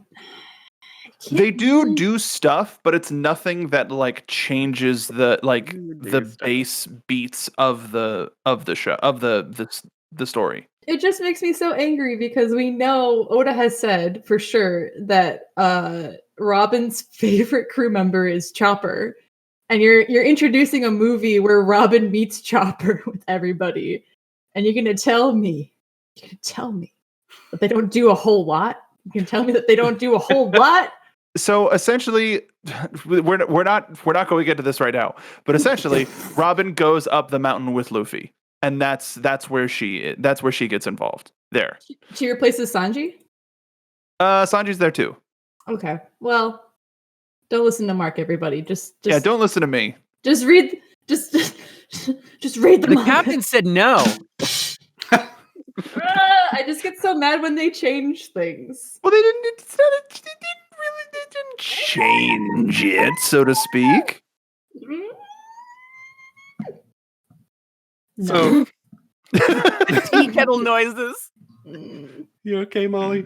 You can I No. love you, okay. Molly. I love you, No. Molly. You're amazing. I'll give them this. I just real quick. I'll give them this. I do Will you? love. I'll give. I'll throw them something. You I'll know give I'll them- back you up anytime, Captain. Thanks, Kaden. I'll throw them a peepsy. I'll throw them a peepsy. But it's going to be room temperature. Well, yeah. When you change the original story, I'm going to be upset about it. But I will give this to Drum Island, the movie, and the recently distributed the East Blue movie. Even though it is not accurate to the story, that animation though. Yeah. To Oh. get certain stuff in HD movie quality, like the Hillalook backstory and Luffy holding the Jolly Roger over the castle, like there's some moments that deserve to be in HD, and that's the main reason to really watch the Drum Island movie. Even the Alabasta movie, I'll give it to Yeah. them just because it was so early on. It was like 1990, I think, when they were doing this first kind of season. Seeing it kind of beautified in animation and kind of appreciated there. I'll give them a lukewarm peepsy for that. A lukewarm peepsy. Mm-hmm. I'll give them something because I do appreciate the high quality animation. But they have to share it. Yeah, well, that's what they get for changing plot. All right, some stuff is Molly's equivalent of a 3-star Yelp review. You get to share a warm peepsy. You have to do it though. You have to drink it. you can't just cut down Arlong's Park. Okay, that cuts me deeply. You can't just do that. Arlong Park, 5 seconds and done. You can't just gloss over the entire reason we're doing this. Like, that's not what One Piece is about. One Piece is about dragging it out and you getting very emotionally invested. Anyway, we meet Chopper. Yes, we meet Chopper, and Nami is surprised, like, how is a reindeer walking around? And Sanji, who is a cook, and Luffy, who heals by eating meat, both decide they want to cook and eat Chopper. Naturally. Fair. And so they kind of run around the castle for a while, but then Sanji gets distracted by Kureha, who starts like, maybe it would help if you knew a little bit about Chopper, and Luffy's still chasing him. And we go into more backstory, talking about Dr. Hiruluk that we talked about a minute ago. Hiruluk is a doctor who's shaped like a crucifix, I guess. He's got hair going out to both sides and hair shooting up straight the middle that he sometimes covers with a top hat that's the exact size of the hair. He found Chopper with a wound in his back. Like, he was on the beach shot. And so he picks him up, heals him, and that's the spark that starts Chopper's like need to learn how to cure people, because being helped like that he enjoyed, and he wants to give other people that feeling. Being alive is a pretty good feeling. Yes. Just, Being able to maintain life is it's pretty good. Don't know if anybody knows that. Just sliding in there. It's like, it's very nice to have a doctoring and then be good again. Yeah, I want to live. It's just, I don't know, on that like list of crew that we should have, maybe somebody who knows how to apply band-aids would be a good idea. I'm sure Luffy knows how to apply band-aids, just not to the right areas. like, if Zoro is willing to chop off his leg in a wax puddle, there's gonna be some band-aids needed in the future. They're very dumb. Like, they're just stupid. I do want to say, up until this point, whenever the crew has received injury, somebody from outside the crew has bandaged them. It's like true. when Zoro went up against Mihawk, that was his two bros that wrapped him up. Mihawk. And Arlong, I think the crew got wrapped up by the townsfolk in Nami's island. Yep. So it seems like at this point they need a doctor. They need a band-aid user. Almost like they need somebody with a band-aid for it. A hat? Hmm. What? So they're gonna get Kuruha, right? They were trying to get Kureha, yeah. Kureha. Yeah, because she's I guess, the only doctor / rock star / famous doctor on the island that they knew of. Doctor / rock star. Well, she was the only available doctor because the issue 20 were tooling around with Walpole. Yeah. But also the hottest doctor. She's pretty fire, not gonna lie. Like She's a fit lady. can't knock Kureha at all. Who Chopper constantly calls her by her alias, which is Doctorine. Mm-hmm. Doctorine's Doctorine.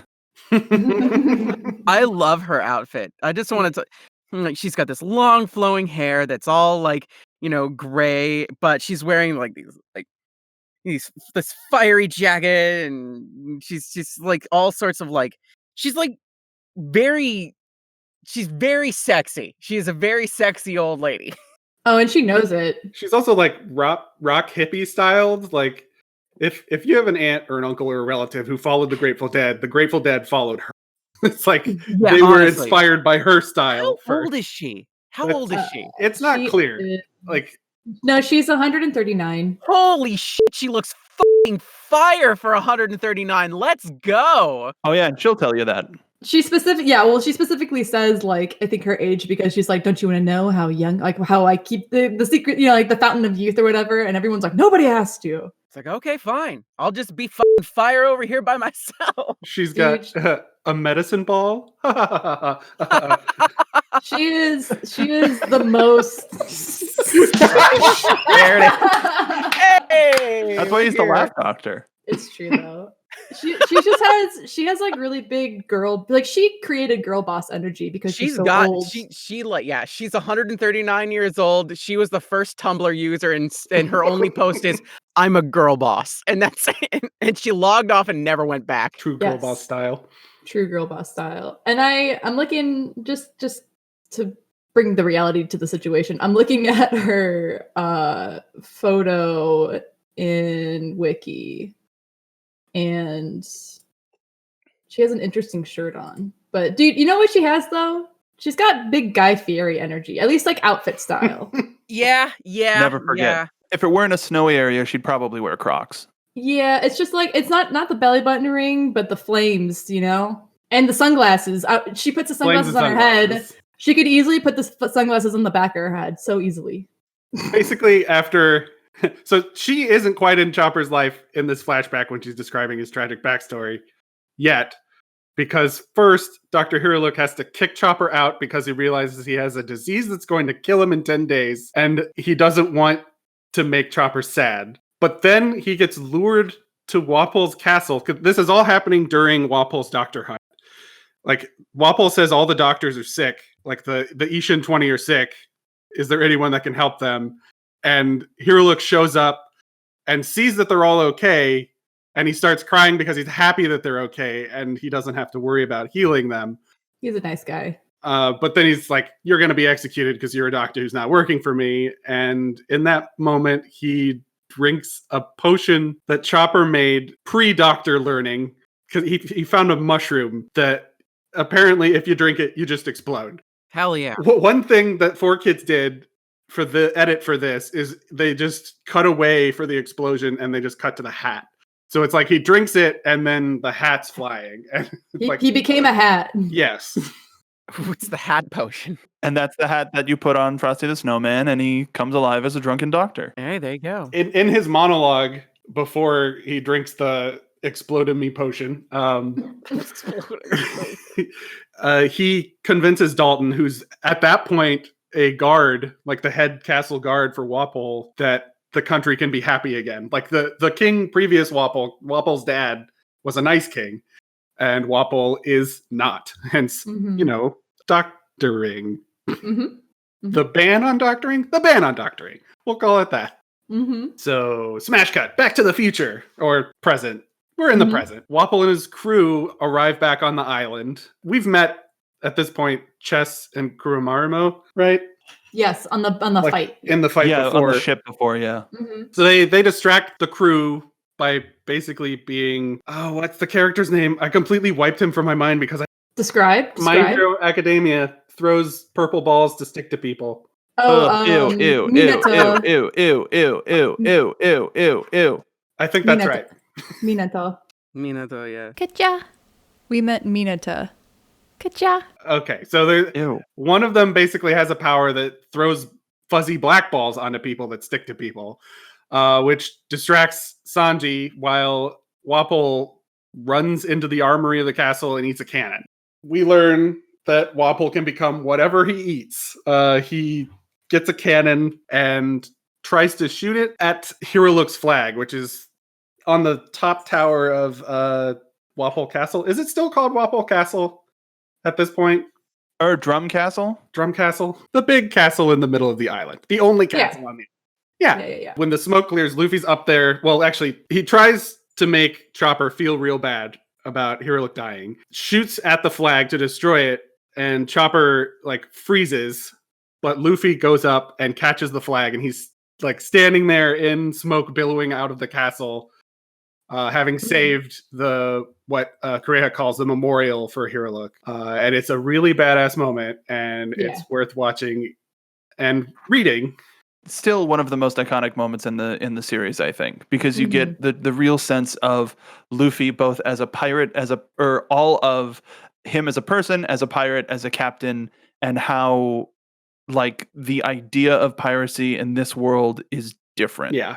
I want to say, like, he knocks the flag off and then Luffy reties it with Nami's coat. And then he's just like, no, and like shoots him again. And in that moment, Luffy just takes the hit with the flag because it's just like he's not willing to like let this flag drop. He's being a real badass about it. He's being Luffy. And if I don't goddamn respect Luffy, Everybody has to respect Luffy. He's It's the true. captain.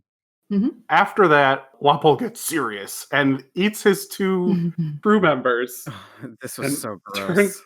Turns into a house, and then they come out as a weird fusion chimera version of themselves, where they're stacked together. Pass. It's weird, but we realize Chopper can actually fight after a bit. Sanji tries to jump in. Kureha like chops his spine, and he can't because he's God. still injured. I forgot about that. Oh God.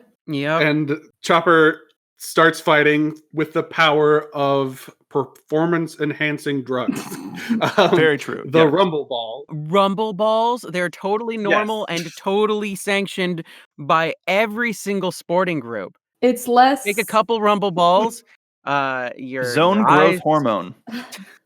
It's less, you guys. It's less the sports juice and more of like when you eat those chocolate covered espresso beans. Sports juice. Yeah, you guys know sports juice. Steroid gushers. It's illegal. Illegal not- sports juice. We are not sponsored by sports juice. Yet. Not the illegal sports juice, but Peepsy. That's what we got. Peepsy's legal, all right. Peepsy's Perfectly legal. Legal, but should be illegal. It's legal in 46 That's states. the secret to the rumble balls. It's just filled with Peepsy. The illegal part of Peepsy is that they don't call it Peepsy, which is how we're getting away with calling it Peepsy. Oh God! Oh, you killed me with illegal sports juice, Molly. Oh my God! I didn't That's what write it that is, down. though. That's No, what it that's is. totally what it is. It's just the recontextualizing of an amazing. Oh God! Yeah, that's an all-timer. It's not illegal sports juice. It's espresso bins because I would say espresso beans just because Benz. as Al I'm sure is about to tell us, there is a timer on the bins. They're not permanent. He just reverts back to his normal state after eating one. I want to say 5 minutes or 3 minutes. I thought it was 3. V1 recipe. So he gets serious. He takes some bins. He gets serious. He takes the espresso bean, Mhm, the senzu bean, mhm. and defeats Chess-Marimo, and Wapol flees again. He runs into the castle chasing after Nami, who he finds recovering, and she runs up a narrow stairway, I think, and he tries to chase her, but he's too big. Like, I guess to describe Wapol, he's He the thick boy? tin-sided. He's wide. He is quite Large. large. He is built like White a battleship boy. battle boy. One of the things that kicked off him wanting to get all the doctors for himself is that he was decapitated, right? Was that before or after? Like at some point, I think he was. Wasn't it by Blackbeard? yeah, okay. So in his flight, he was decapitated by Blackbeard, and the doctors put him back together with his big tin mouth. Mhm. Big dumb tin mouth.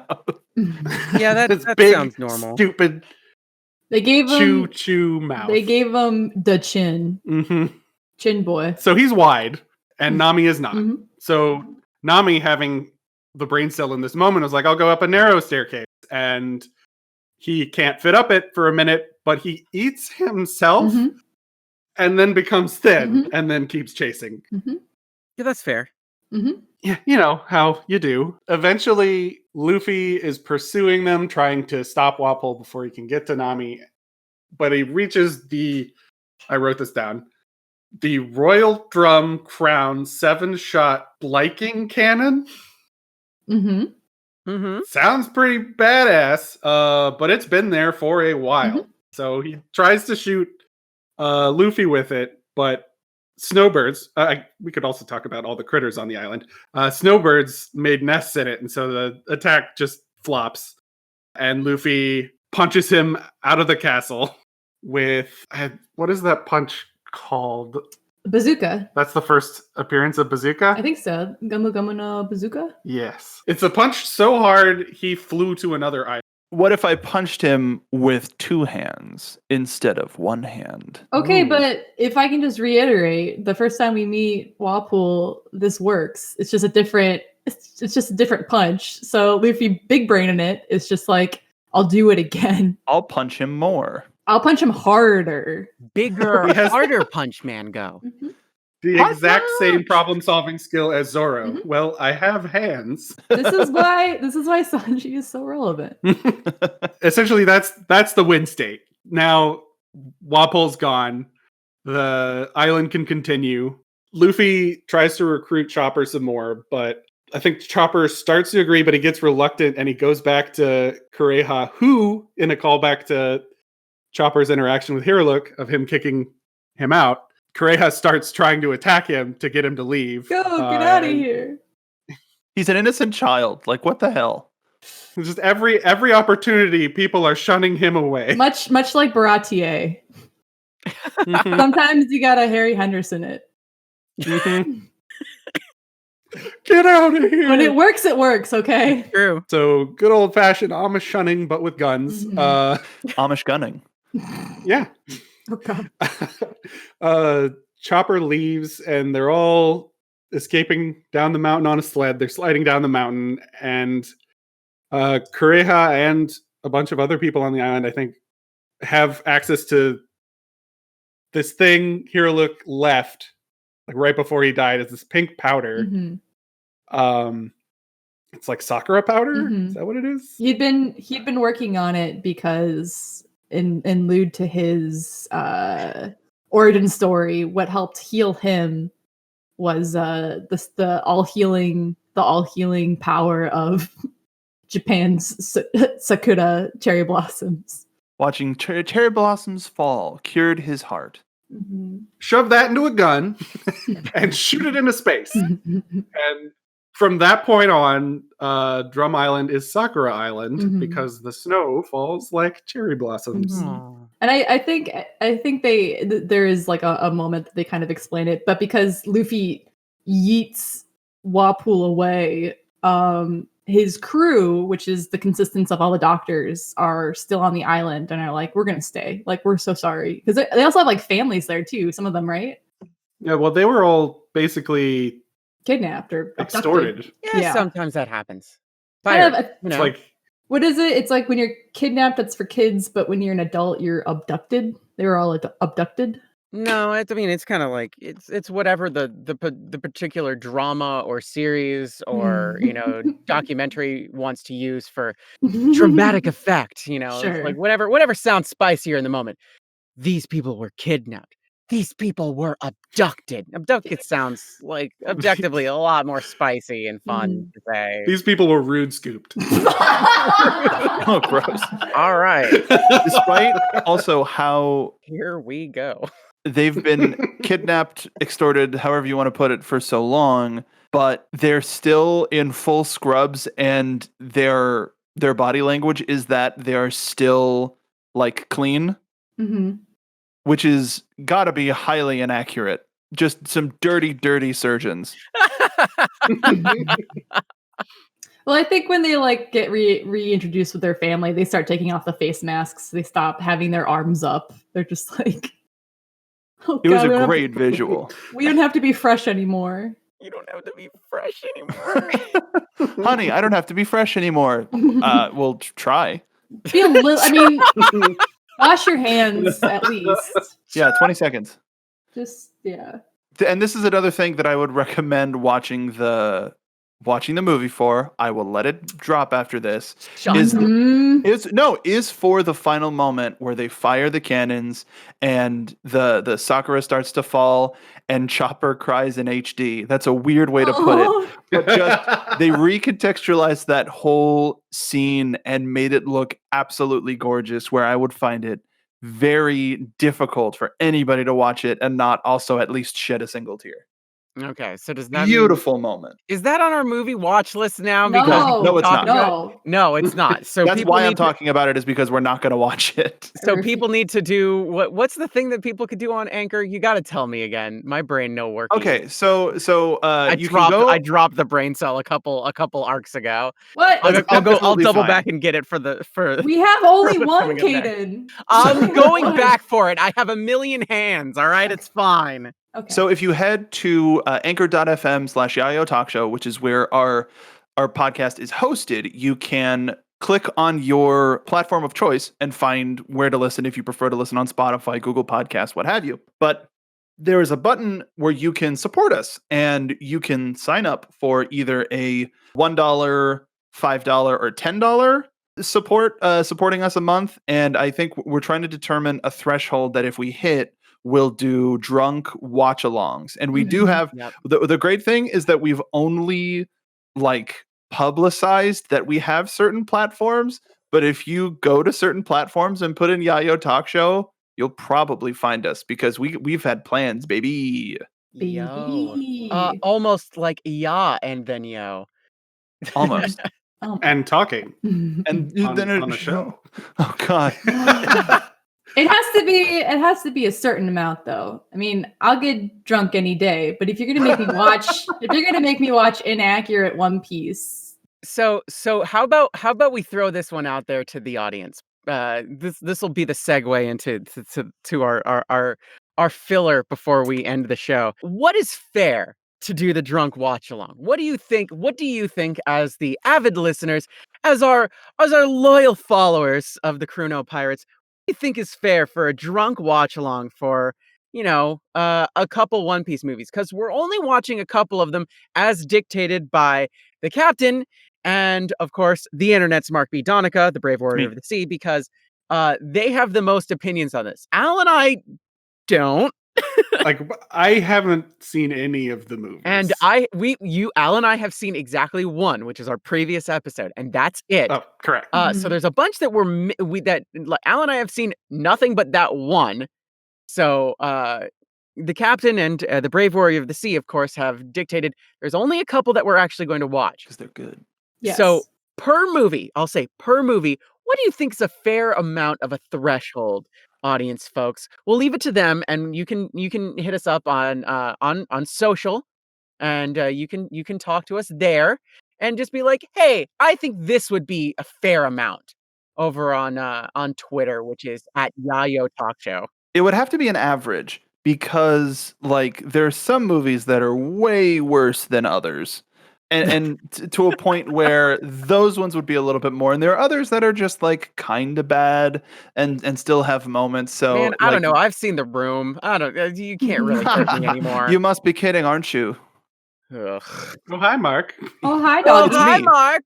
You're Oh, my hi, favorite Doggy. customer. So speaking of our favorite customers, we're going to transition into our games and our wild speculation. So if you are either starting One Piece and watching it along with us, now is a good time to tune out and we're going to start getting into more along where Caden is right now, and we're gonna play one of our where is that page? Aha! Like we did a little guessing game of everybody's ages, but there's a lot of information that Oda has given us that we can have fun with and play along with. So we're gonna play one of those games, and then we're gonna get into Caden's wild speculation.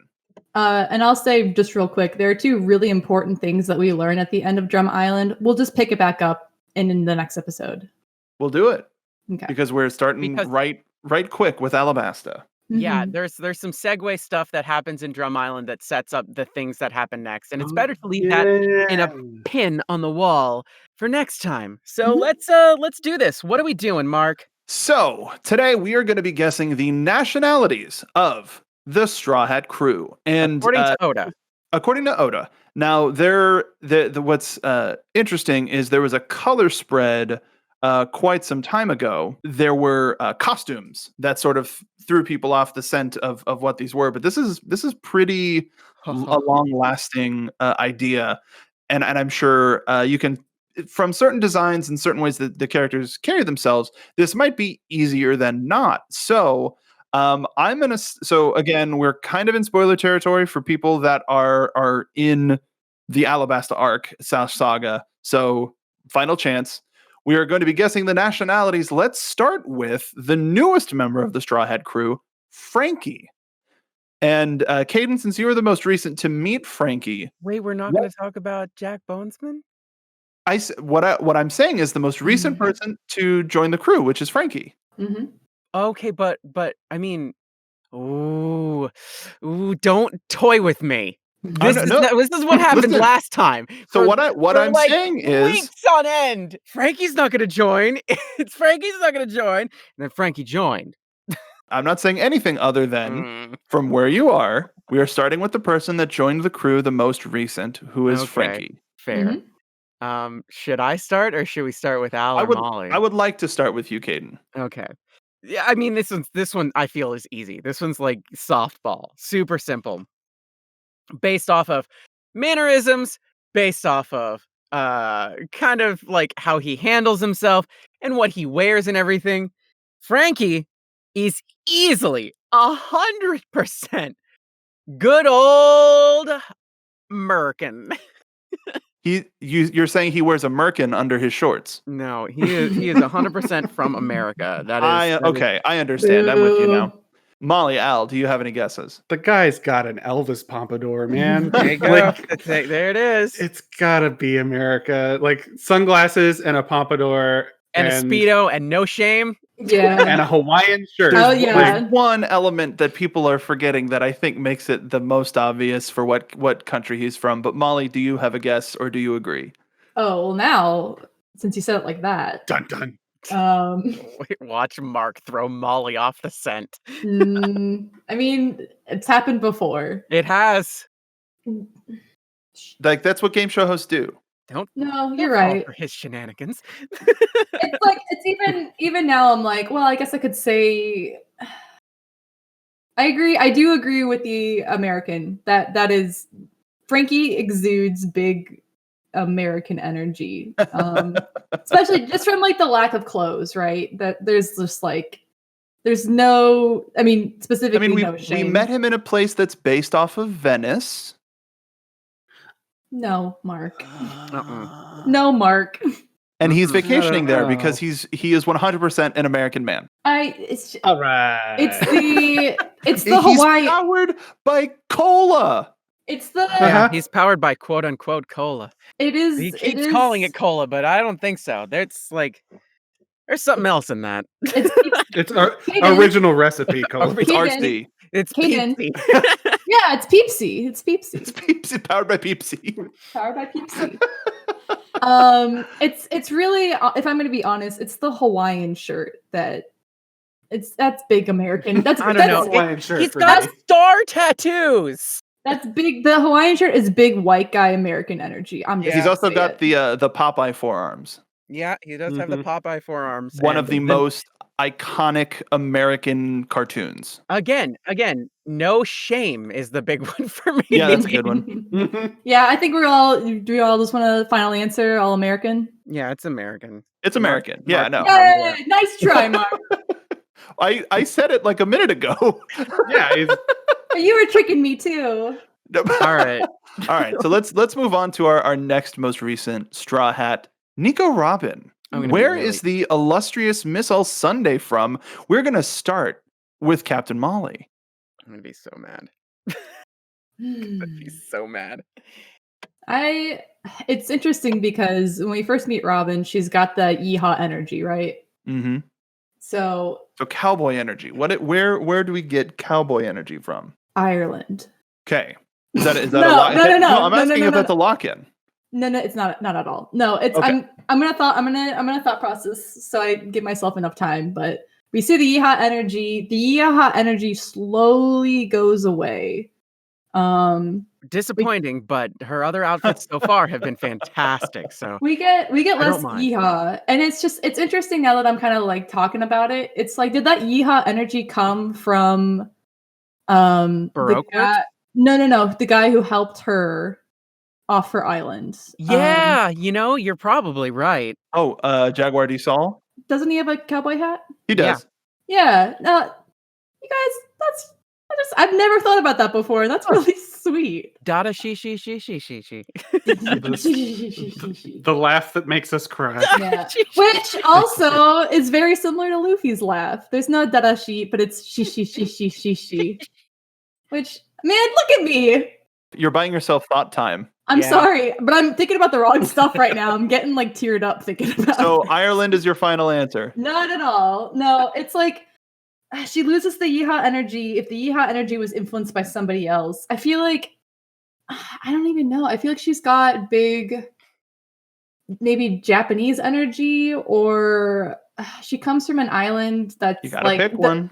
the Library of Alexandria scholars, so, Hmm. like maybe like Greek or Roman. She has a well-chiseled nose. Yeah, I'm gonna Interesting. say Greek.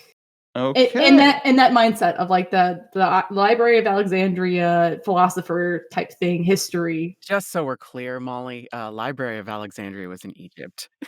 Okay, then change my answer. I'm gonna say Egypt. I'm gonna say Egypt. Okay. I'm correcting you historically No, you're right. You're right. as the resident historian. Aggressively straight up. doesn't know, Caden. Aggressively doesn't know. We gotta post that meme on social. I'm specifically keeping Caden from answering this specific question for a reason. But Al, do you have a guess for Nico Robin? I'm gonna do this entirely based off of her power. Many arms. So India, Vishnu. Interesting. So there was a color spread where it showed Robin in a sari. So there is a little bit of history to that. Caden. Caden's gonna get mad because Caden's gonna be wrong because Caden wants, based off of the name Nico Robin, for Robin to be from Italy because it makes logical sense. And Her major arc was in a place based on Venice. I mean, it's where it all began for her, and it was a huge thing. But I think I'm wrong. Okay, and that's what bothers me. Okay. Because I don't think Oda's gonna give that to me and have Robin also be Italian like me. And though like you said, it's like, chiseled nose and it's like a certain, it's like skin complexion. It makes sense. She seems very much like an Italian character, even with like kind of like the attitude. She's got that there. I think I'm wrong. So I want to say Italy, but I think I'm wrong. the So I'm last just chance. prefacing Does anybody want to change any answers? Is everybody set? that. Go ahead. Go ahead. I'd just like to point out that the holder of the Stepa on Me fruit chose the country shaped like a boot. Shut up. Moving on. No, you know what? No, I'm changing it now. I'm changing it now out of spite. She's Uh-oh. Russian. How about Whoa. that? Okay.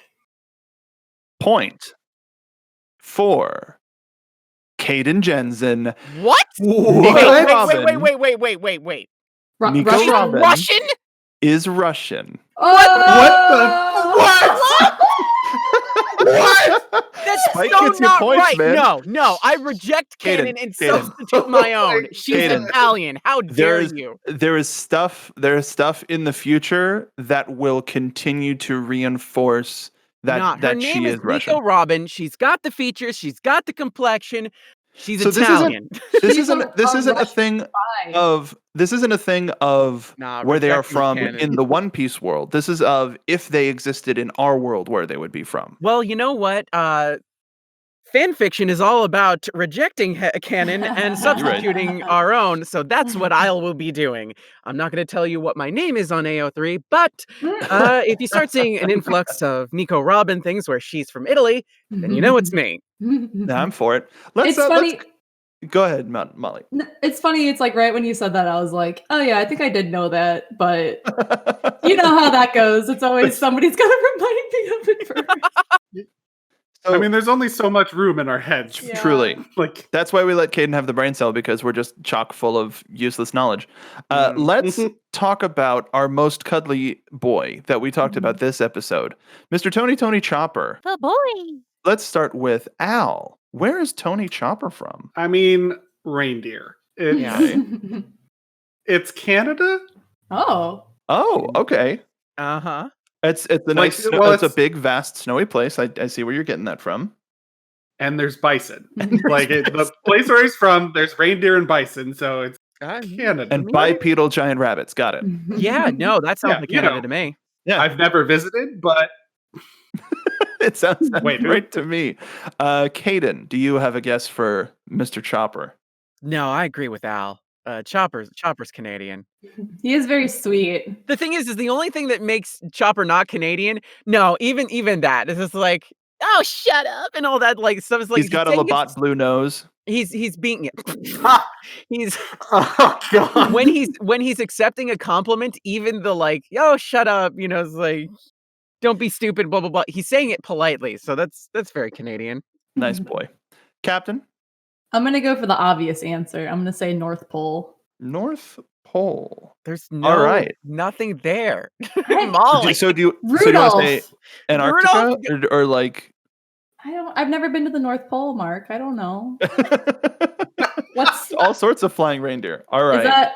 Yeah, so whatever. this is gonna be this is silly.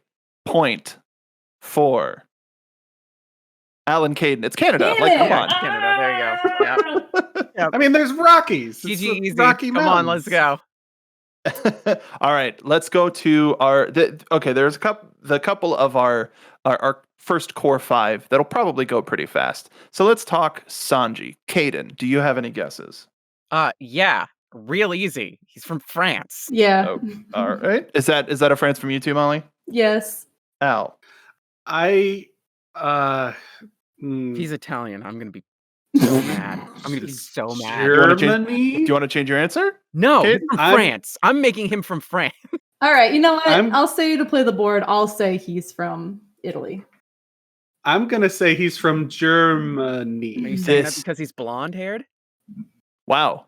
Okay. God. I mean, could be Netherlands, Denmark. Yeah, could be Denmark, could be the Netherlands, could be Austria. I mean, Austria.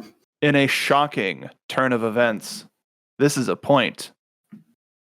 For not so shocking, Caden gets the point. Damn Sanji. it! Hey, France, well, baby. that's okay. I'm all risk today, baby. bitch made Alright. fancy soup. Of course he's from France. So let's talk about okay, we can get into culinary soups at a different time. But let's talk about Usopp, the marksman of the group. I don't want to answer this one. Captain Molly. All right. I'm just gonna double down. I'm gonna say Italy. All right. Oh, it's because he's Pinocchio and he's got the nose. Makes sense. Mhm. Al. He's got capoeira energy to me. Mhm. Sometimes he doesn't really dance, I but dig that. I'm gonna say Brazil. Okay, Caden. You don't want to say it, but what do you want to say? Anime is racist. He's probably from Africa. Oh no. That's a point for Caden. What I fucking thought. Son of a bitch, anime. I've only got Come one on, point. anime. Did it have a specific country in Africa? Because Africa. Africa's It a does continent. not. Yeah. It just says Oh my god! it just says African. Yeah, that sounds about right. Okay. Again, like, please learn more about the world. Africa's a continent. There's. Whereas it's like I'm gonna totally pull up a map. yeah. Pull Whereas up a like map. whereas that is not okay. Where you're just gonna like generalize something. At least we have confirmation that Usopp is black. Like there are so many arguments that he is or isn't, depending on the studio that is lightening his skin. But we all And there's You- more of You're not- a let me just anime, please. anime, Please, please. come on. Africa is not a country. I knew it. I knew that they would generalize. I knew they would generalize. There is so And much. There's so. I'm not even going to go into it. Mhm. But please look at a map. Just look at it. It's There's right a lot there. more in there. There's a lot more in there. Guess what? Guess what? Egypt is a part of that. Egypt's a Yeah. part of Africa. Yeah.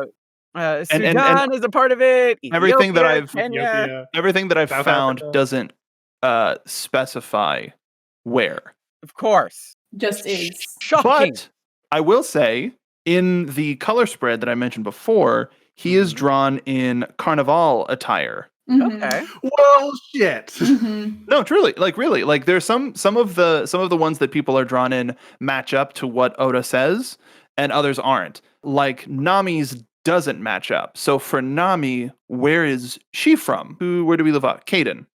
Oh, me first?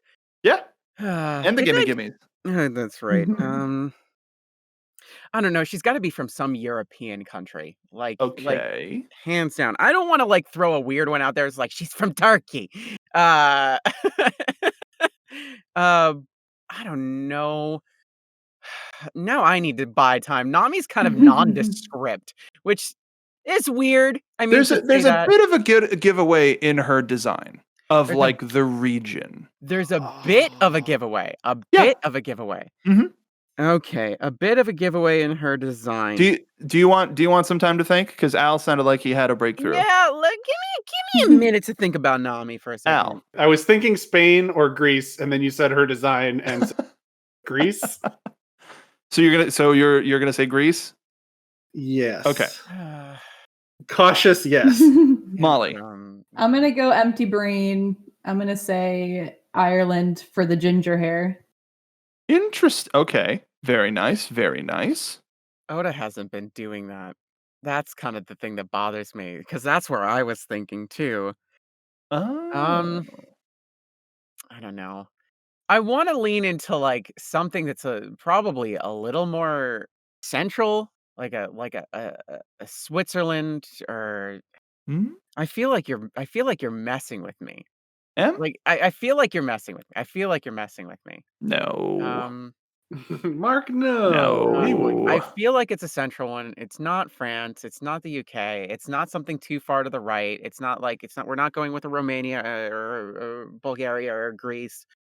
I feel like we're in that like Norway, know, maybe- Denmark. maybe we are. Stop it. Stop. I'm trying to theorize. I'm trying to think. Let her use the brain cell. I'm thinking probably Joe, did you find it? Yeah, I found it a while ago. She's almost 7-7 here. Just Yeah. let her win this. Like I said, it's probably in the Austria, Sweden, Norway, Denmark area. We're like right in the middle. Poland, Slovakia. Before you give your answer, Uh-huh. you've said it. Oh. I've said it. Okay. Yeah. Of the 15 countries you've listed, you've said it. Okay. So, Big brain it, Caden. Big brain it. I think it's probably a misdirect. I think the red hair is a red herring. Haha. Oh. So I want to say it's probably Denmark, Norway, or Sweden. Ooh. Okay. That's 3. That's not 1, though. I know it's Tap, tap, tap. 3. Molly's tap it away. Oh, sorry. How did she figure out that?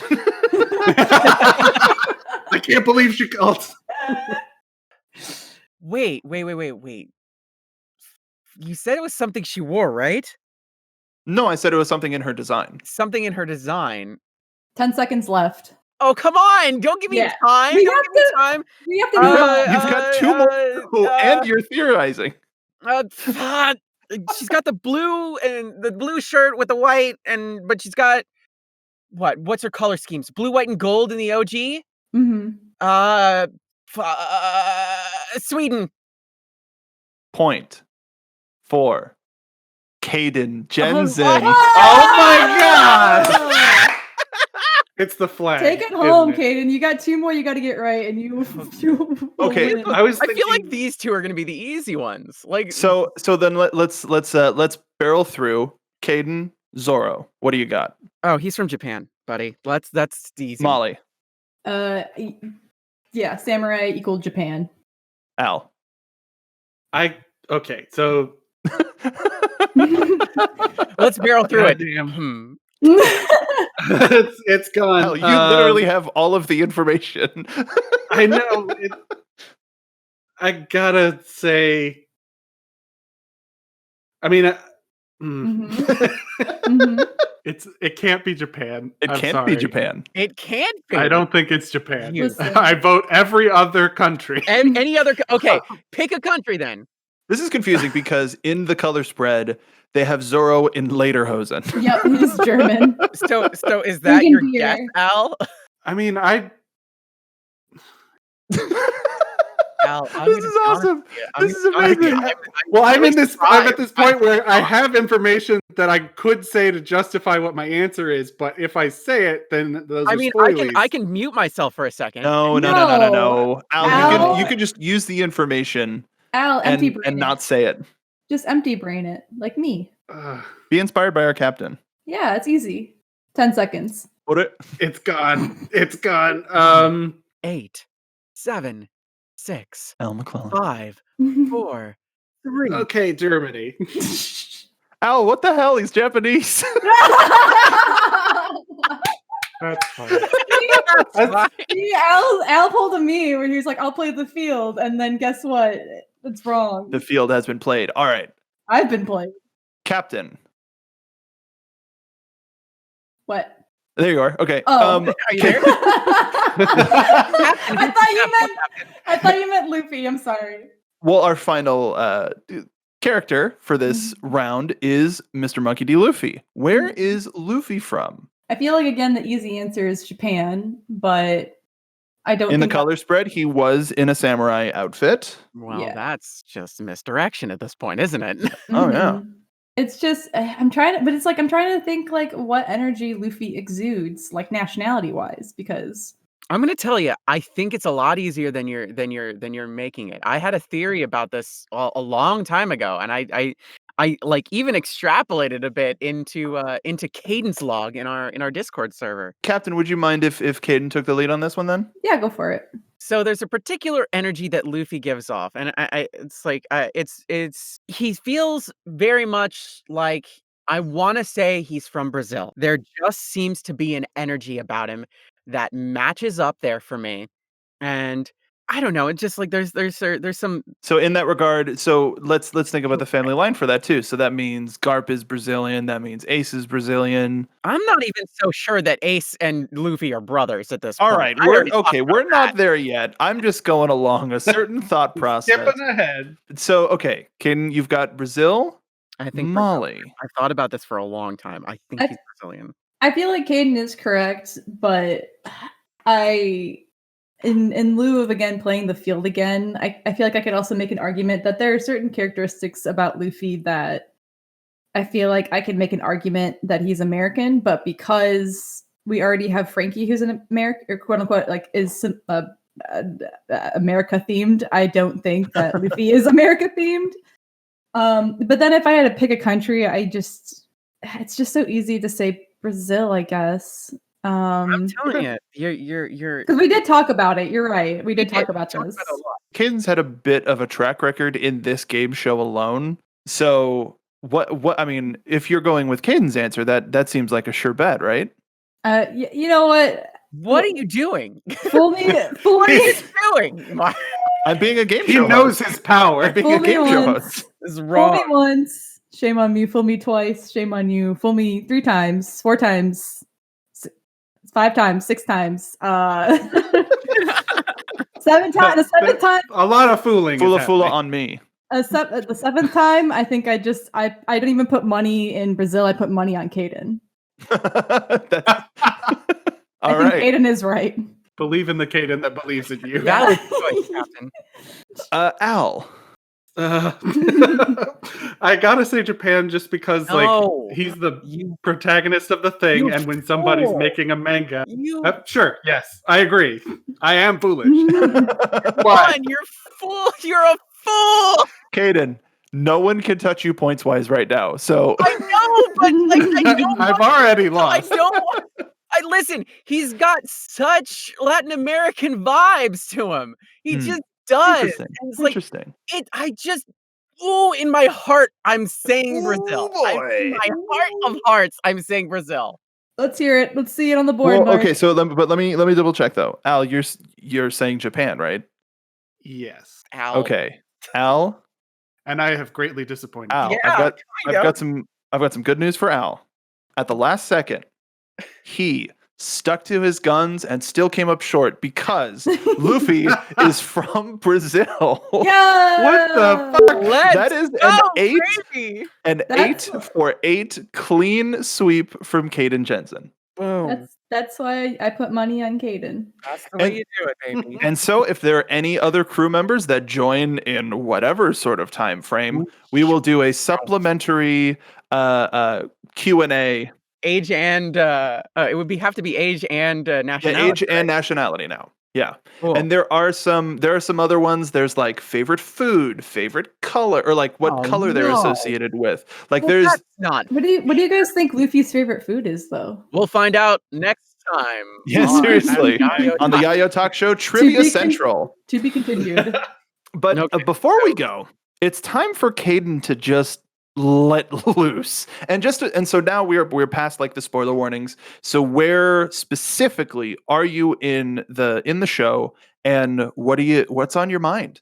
I'm in the middle of Thriller Bark, and see the thing is usually I go on this big long tangent about what I think might be Endgame or might be this, but Molly said something earlier in the show that got me thinking. Was Tap, tap, tap. a specific number that got me bothered, and I No. brought it up again midway through the show. No. Specifically, it's a specific amount of time. Do you remember what you said, Molly? No. Come on, Molly. You already said it. We all heard it. Who can say? It's not like we recorded it or anything. No. Come on, Molly. Come on, Molly. I stood by you during the movie nonsense. Why don't And now you will be punished. Why don't you tell me what Your I hubris. said? Why don't You said my arrogance? you said a particular character was waiting for how long? Right about Are we back in quiz show? We're back in quiz show. It's about 50 years, you said.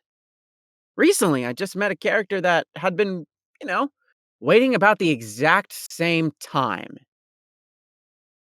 which is Shanks. our brand new, totally going to join, and don't you dare say anything, Mark. Jack Bonesman? Are we talking about Jack Bonesman? We're Jack talking Bonesman. about the newest member of the crew who already technically joined, but then left technically. But Luffy's not standing for that because Luffy's just like, he said he'd join, he's joining. So that would be Brooke, who is going to be finally we're going to have a musician on board who was the captain of the ship and the musician. Really, really quickly, just so that there's a frame of reference for everybody. Caden got to a point where Brooke was in the intro, and so she was like, "Who's that? Who's that?" And we're like, "Oh, Jack Bonesman." Jack Bonesman for like 3 days. It was just Jack Bonesman. We were playing Uno. It was just like, oh, Jack Bonesman. Jack Bonesman. We had to talk like that because you wouldn't tell me the name. Obviously, it's spoilers. I don't want to know it. Well, we have to have code names for some stuff, and Jack Bonesman, I think Jack D. Bonesman. I came up on the Jack fly because Brooks Bonesman.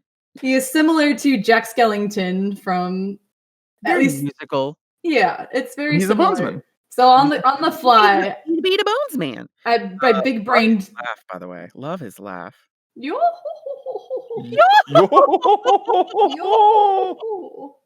He's the best. Love Bonesman. Brooke.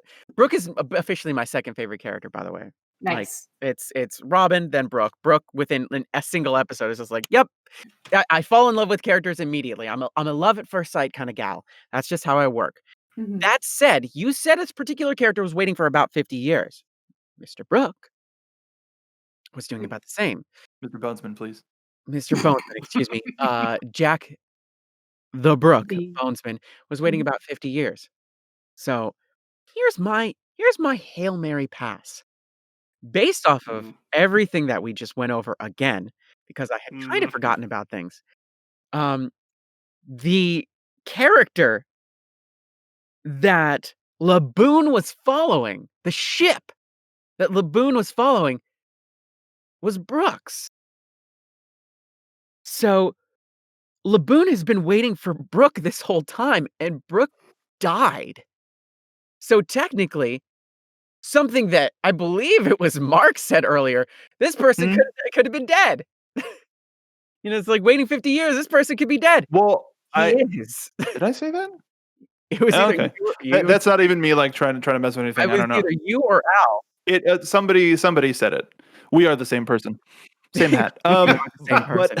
But interesting. That's your Hail Mary, huh? My Hail Mary is that the ship that the Laboon had been following and followed into the Grand Line was Brooks' ship. So I guess the only question that I would have to that is why wouldn't we have found that out already? Because Brooke hadn't gotten to the fullest of the backstory yet. Oda's very good about doing this. Here's some points to this character's backstory. We know how Brooke became the talking skeleton that he is. He ate the fruit that brings him back to life, but his spirit got lost on the way back down because of all the mist and only found his body after the fact. So he turned into a skeleton, Jack Boltzmann. So of the A bony guy. it tends to it tends to be a recurring theme, at least so we've seen, is like right up until like the final fight we get some sort of a flashback. So you're also positing that the flashback of this arc is going to be Brooke.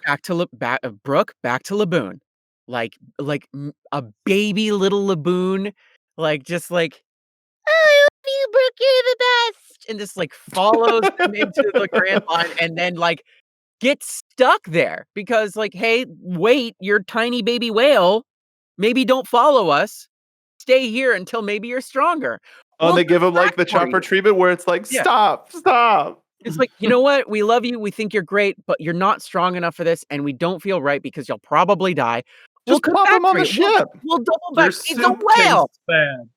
Oh, We'll double back for Laboon later. Don't worry. We promise we'll come back to you. The promise broken when Brooke dies. hey, promise unfulfilled, not broken, because he's not dead.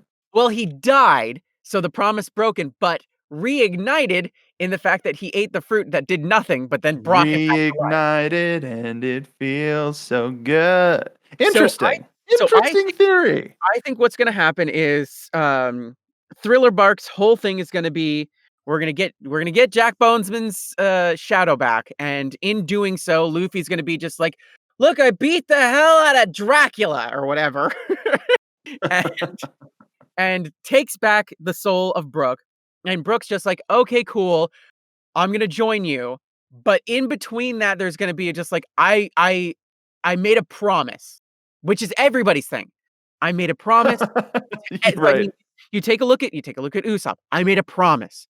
It's like I'm gonna do this. Take a look at Nami. I'm gonna get our island back. I'm gonna do it. And then everybody starts chasing their dreams after they fulfilled their initial arc. Except for Zoro, who's just kind of still on it, buddy. I mean, Bro, sword collecting. his whole thing is like he has to be the best, which includes traveling. So his is a little bit different.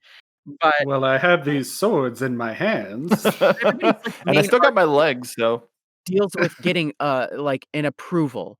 It's like an okay, a satisfactory like motivation to chase either the promise or the dream. It's either the promise or the dream, which is everything about everything for One Piece. So in Brooks' case, considering he doesn't really seem to have a dream, his dream is basically, I like music and I'm Bones. Which is pretty solid. Love This is my simple bony song. Actually, so wait, really quickly, Caden, we know that the 4Kids dub ended after Alabasta. Yeah. So in the 4Kids dub, they don't go to Reverse Mountain at all, which means that if this is true, they would have written themselves into a corner. That's It hilarious. happens all over the place. Kids writes themselves into a corner constantly. That was like the whole like everything. Do you know how many jelly donuts Brock had? A lot in the back of the day. Do you think that they would have done like a Reverse Mountain OVA? Would that just been like Probably. They probably would have recut it and made it an episode so that it would have made sense. Just retcon it? Yeah. Hey, do you remember that time we went back over the they'll erase the old versions of the characters and then like draw in the new versions of the characters, but they look like they're drawn in crayon. Remember that whale that was frozen in the iceberg? Oh my god. So that's an interesting theory. You said that you had another one though. That was my big one here. That was my big one here. Mostly because there's some other stuff I definitely want to talk about, but I feel like it's more appropriate post Alabasta. Okay. So do you want to call that's the Wild Theorist segment for the week? I think that's I've been going for a decent amount of time. I think that's a nice little solid cap here. And if I'm right, you'll find out not in the next episode, but probably the episode after that, because we'll find out. Well, in that case, I believe that brings us to the end of this current voyage, unless anybody else has any wrap-up things that we want to say about Reverse Mountain, Whiskey Peak, the Kobe and Helmeppo arc, Little Garden, and the bits of Drum Island. Is everybody set? Any sort of like final thoughts? I mean, at a certain point, we probably should go over the other, like the theories that have already passed. I don't know if Should we have a theorist episode where we go back and we take a look at things, and once we've reached that, go over the things you've claimed and see how accurate they were. I'll be honest, half of the time I say these things and then like it's gone. So I think we need to go back to go back into Discord and find different moments, Caden, where you've been like, oh, I just met this character, I think they're this, and then and circle back on that and sort of post the side by side of you saying that and us reacting to it in the spoiler thread. I'll line up the time signatures. I'll pose this. We're getting to a point where Caden is watching where I think we'll have room to maybe kind of reassess previous things, but it's gonna be a little bit before we get there. It's just it's a good place to take a pause and kind of like reflect. And I think that'll be a good time for us to kind of go back and also reflect on hinting at a time skip. Caden's theories. If any fans that are currently up to date have listened to any of this stuff and have been bugging out, we appreciate your patience, because this has been a hell of an experience. This has been really fun to just go along the ride with Caden as she watches this show that has been such a big part of all of our lives. And thank you to everybody who's been showing your support, who's been following us on Twitter. If you are following us on Twitter, tell your friends. Like now we're on iTunes, we're on Google Podcasts, we're on Spotify. So we're a lot easier to find and a lot easier to link to. So wherever you get your podcast, wherever you listen to your podcast, wherever your friends listen to podcasts, link them through, send them through, subscribe, check us out. And we appreciate your support. We're having a very, very good time doing this show, as you can tell, looking at the runtime of this current episode.